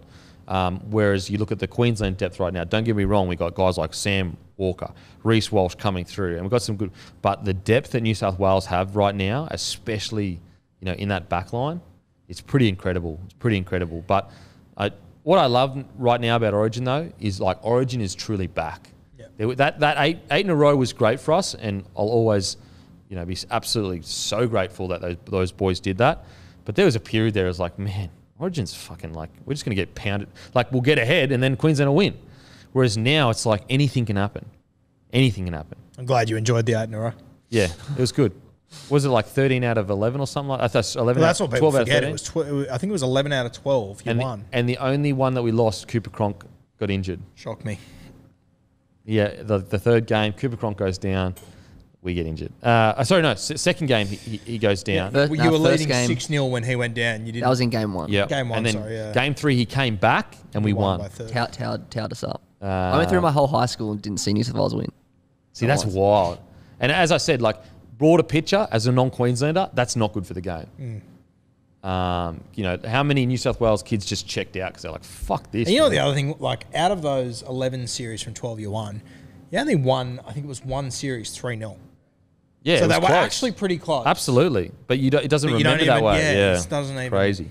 I think that's really good for fuel for the fire for New South Wales. Though, is like, look how disrespected we get with that 8 in a row. Like, no one even talks about the fact that it was relatively close each series. So unless you win, it means nothing. Yeah. Now on to the Roosters. Billy Smith. We've kind of already spoken about him, but he's good. Yeah, it's tough with the Roosters because you've seen so many of these guys.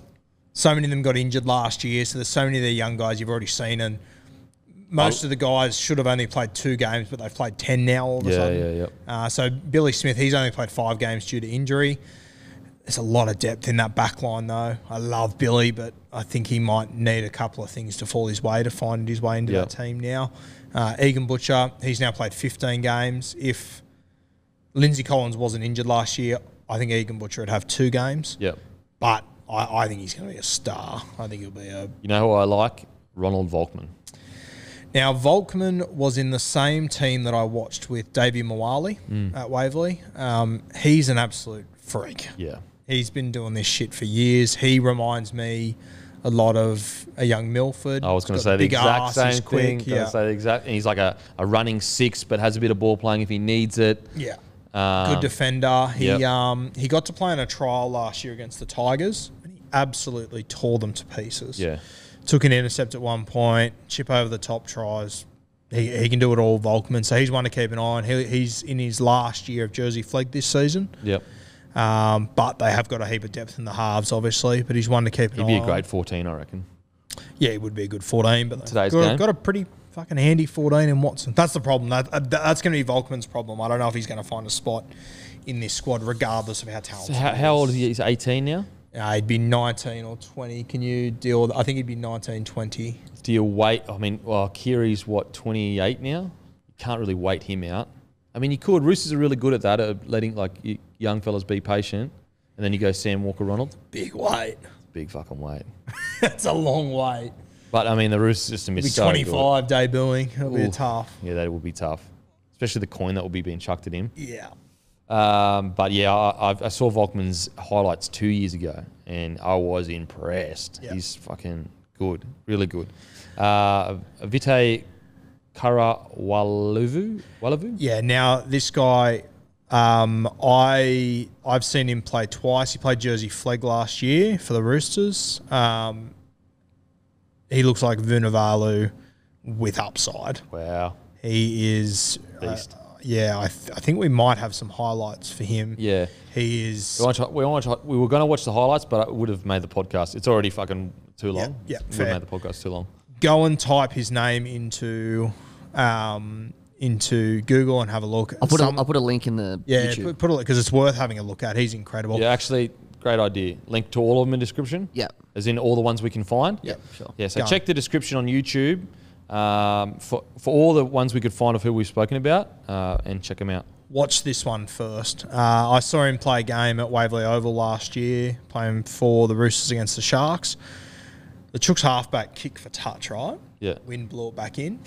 He caught it on the full. So he chased hard enough to be able to catch it on the full and score. Attacking, not defending. Attacking. His own halfback kick for touch. He chased it, the wind blew it back in, and he caught it on the full and scored. Wow. I've never seen... And it didn't look like a set play because the halfback saw it floating back in and went, fuck. And then he just went bang and caught it and scored. Far out. I saw him play at Mascot Oval last year against Canterbury, and you'll see all these on the highlights. He was just terrorising them coming out of their own end. Like Vunivalu meets Wendell Saylor. Semi-Ride Raja? Semi-Ride Raja is probably an even better example. Yeah, he's one to... Very raw. I don't know how much rugby league he's played growing up and whatnot, what his story is, but natural ability-wise, he looks like Vunivalu to me in that he could do something that you just like... You don't do that on a rugby league field sort of thing. Yeah. But yeah, definitely one to keep an eye on. Perfect body for our game. Warriors. Now, bullish on this guy as well. I really like what I saw. Rocco Berry. I think he was with, his son of All Black. Yeah, Marty Berry's his old man, former All Black. He played 8 games last year. He played a lot with the Dolphins, Redcliffe Dolphins, Queensland Cup last year. Centre or fullback, I don't know. He could be a guy. He could be a long-term fullback if Reece Walsh does make a move. Centre he's been playing, and I don't think you've seen anywhere near his best in first grade yet. Okay. You can see the little flashes, but I think he's got so much more to offer. I know the Warriors were very, very excited to get him away from rugby union. Okay. I don't think they thought they could do it. Yeah, When they got him, they were very happy. So, yeah, Rocco Berry, he's definitely one to keep an eye on. And he legitimately could be the next fullback if Reece Walsh... He's a pretty big fullback. He's a pretty big... Like, he's massive, but he's big-ish. He's going to fill out too, I think. Yeah, he's special. He's got something to... I don't know. You know those guys you just... Yeah, he just moves. Just the way he's well. balanced. And he's just got something. Viliami Vailey. I'm really high on this kid. This is one... Matt will put the highlights in the bottom description. Watch him. He played 2 games last year. He looked a little bit out of sorts. He's very green. Played 8 games a cup last year for the Dolphins. 6 tries, 30 tackle breaks, 5 line breaks. Averaged 100 metres at centre. Wow. 30 tackle breaks. Jeez. 6 tries at centre at well. Yeah. Wow. This kid's got huge... I think they got him from Rugby Sevens. Yep. Huge potential. Okay. He's another one that I wouldn't rule out of Rookie of the Year contention. Wow. Now, next guy who could be anything, really. Could be anything. Aaron Penne, only 10 games. Obviously part of the Storm system. Big boy. If he can take that same attitude to the Warriors, I think we could see a breakout year. For sure. I'm confident he breaks out this year. Spent a few years under Big Nelson at the Melbourne Storm. They're very good mates. I'm very excited for Penne. I'm not sure if he's in the round 1 team, but I'll promise you he's in round 10 to round 25. See, with his upside, I'm getting him on the bench. Yeah. I'm getting him on the bench. He's been at the Storm. He brings so much grit. Like, I just put him on the bench. A lot of forwards there, though. I just think that he has so much upside. Yeah, no, I agree. There's a lot in saying that. Tohu Harris will be out early with his ACL, so there will be spots there. If so he's not there... Lodge, Fanor Blake starting. Yep. Aitken on one edge. Yep. And then Curran on the other. Yeah, or at 13. Yep, or at 13. Or you go apparently, Curran. Eli Katoa's had a good preseason as well. Okay, well, so you go Curran at 13, Katoa at 12. Yeah. Then you go bench is Jazz Tavega, 14. Then you go Aaron Penne. Well, yeah, But you might have Medi Cody Benny. Nikarima, so you might even use Jazz as a forward off your bench. Yep. Too, Okay, maybe. so let's say Nikarima. Then you go Ben Murdoch Masella. Bunty. Bunty for I would be. That's who I'd be challenging, like Penne, Bunty, and Murdoch Masella. Someone else went missing. From if you can just have a look at the Warriors squad, but yeah. But as in like those three guys is who I would be like. They're fighting for a spot on that bench. Yeah, and there's a couple of other really handy back rowers that have been there the last few years that'll compete for spots. Like Jack Murchie's one as well. Jack Murchie's one. You said Eli Katoa. He's there. Murdoch Masella. Is Sirinen still Bailey there? Sirinen. Yeah, Jackson Sirenen's Fry. been handy. So there's options there. I like his size though. Like, Yeah, as so a do prop. I. Yeah. Tell me, let's take out edge back rowers. What other front rowers do you have that you'd put on that bench? You got Murdoch Masella, Yeah, Bunty. and him, pretty much. Yeah. I'd put him on there, man. I mean, again, it depends how he trials. Like if Bunty comes on and kills it like he did for a period there, and Benny does as well. But I don't know. There's something about him that I really like. I just really like. With all due respect to him, Nathan Brown's team selections always worry me. Yeah. He picks 22 players on Tuesday, and by fucking Saturday afternoon, it's just completely different. It's always carnage. That's one thing I wonder with Warriors players if they get a little bit fed up with current or all their movement constantly. How do you see Brown staying at the club next year? How do you think he's under pressure? Because I think his spot doesn't get talked about much of being under pressure. I think he's not under pressure because of all the shit they've been through. It's like it would have been hard to do much better than what he has done. But I think after a year of being back in New Zealand, when there's no more excuses, not that there's been excuses, but there's no more reasons for why they are playing football. There's no more extraordinary reasons why their job was tougher than other people. Yeah, for sure. I think Nathan Brown's one of those guys. He's always going to be under pressure, though. Yeah, okay. Realistically. Okay. He does seem like a guy that's good at building rosters.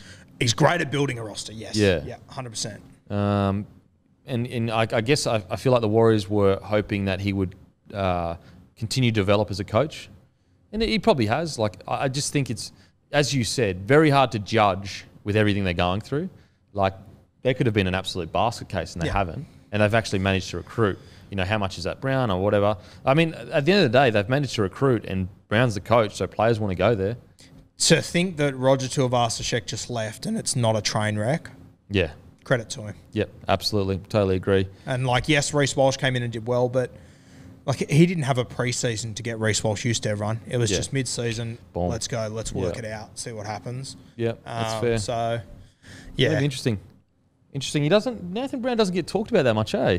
No, not much at all because he's at the Warriors, which normally the Warriors coach is. I honestly just think he's sort of got a bit of a hall pass because of how bad it's been for them, and he's managed how to keep bad them the everything. situation is. Yeah. Because it was also his first year last year as well. It might be different. True, actually, yeah. Might be different at the end of this year. Oh, because Peyton was the year before. Yeah. So it was a pretty good year then. I mean, I know they didn't make finals. All things considered. Yeah, all things considered. I mean, what was their win-loss record though? 9 wins, 11 losses. And that Tigers was it the Tigers? They won. Or they lost it. They needed to win to get in the finals, and they lost it. Or was it the Tigers that lost it? I can't remember which way it went, but lost. Tigers lost it. And the Warriors turned up. Oh yeah, and the Warriors turned up and played fucking amazing. But then they also had that game where the Dragons, where poor old Normie couldn't have hit the side of a bus with a kick, and it took he eventually got it, but it was just like you were just watching him going, come on. The Warriors, they won 8, lost 16, but they won a fair amount at the back. And remember, they won 3 in a row at the end of the year, so they finished okay. It's tough, man. Yeah. 8-16. That's a tough start. What was can you check the year before? Yeah, but I've got people telling me a 10-14 is a great record because you play finals footy. Yeah, the year before was 8-12, obviously shortened season. Yeah. Okay, so about the same issue. What stands out to me with the Warriors, and yes, you can look at the win-loss and that's fine. They've just got more resiliency than what they've ever had. Oh yeah, for sure. And they have absolutely recruited fantastically. Yeah. And home games matter. Yeah, for sure. Especially when you're New Zealand. To be able to drag them over there. Totally. Yeah. Big year for Brown. I just think it's really interesting that he doesn't get talked about that much, but he is a big kind of name in rugby league. And he also kind of hasn't really been given credit for how he's managed to navigate. Imagine, this is the first year as head coach, and this is what you've got to deal with. You've got to... Imagine the amount of players that he'd had to deal with them being homesick. He did deal with that. He had to. Some guys went home. Yeah. I also think there's been enough train wrecks underneath Nathan Brown that have got a lot of the headlines. Yeah. Realistically. Yeah, that's true. So, yeah, fair effort. And again, building roster. You could argue he's one of the best roster builders in the game. I don't think he gets enough credit for what he did at Newcastle. No, I agree. I agree. Getting Kalen Ponga down there the way he did. The Saifidi boys. Yeah. Like, there's a lot of guys that he brought through there that are doing very well. Absolutely, for sure. So credit to Brownie for getting the and the Warriors roster right now is like you're almost squeezing people out on the bench. Well, this last guy on our list, Pride Patterson Rabati. He's 25 years old. He played at the Dolphins last year. He's a little bit older, obviously. He's sort of been a bit of a journeyman, but he's a guy with ability too. He's sort of in the same Aaron Penne mould. Okay. So just one to keep an eye on in trials, how he goes. I don't think he'll be in the side, but one to keep an eye on because he can play. Yeah, sure. And I love guys that are, as you said, 25 years old. And still having a crack. The hard way. Yeah, go. Yep. Tigers got Jock Madden. Now, didn't someone from the Tigers just sign with... Oh, that was a back, sorry. That was just back. Jock Madden, thoughts? Yeah, he's only played 3 games. I've always liked Jock Madden. He's not afraid to roll his sleeves up. Good defensive player. I've obviously got a lot of halves there between Dewey, Jacko and Luke Brooks. I'm not sure where Jock Madden fits in, but I think he's a guy that is worth keeping in their system. If something happens to one of those guys and they get injured, before Dewey comes back, Hastings or Luke Brooks goes down, I think Jock can come in and do a good job. He was solid in his 3 games without being outstanding. Yeah. I think it's hard to be outstanding in that system, realistically, though. But, yeah, can play 7 or 6. I think he could play at 9, too, and be handy for you. So, one to keep an eye on. The next guy's interesting. Just sign with Manly. Is that official? Oh, I don't know if it's official. I think it was Zorba that said it, so that's normally...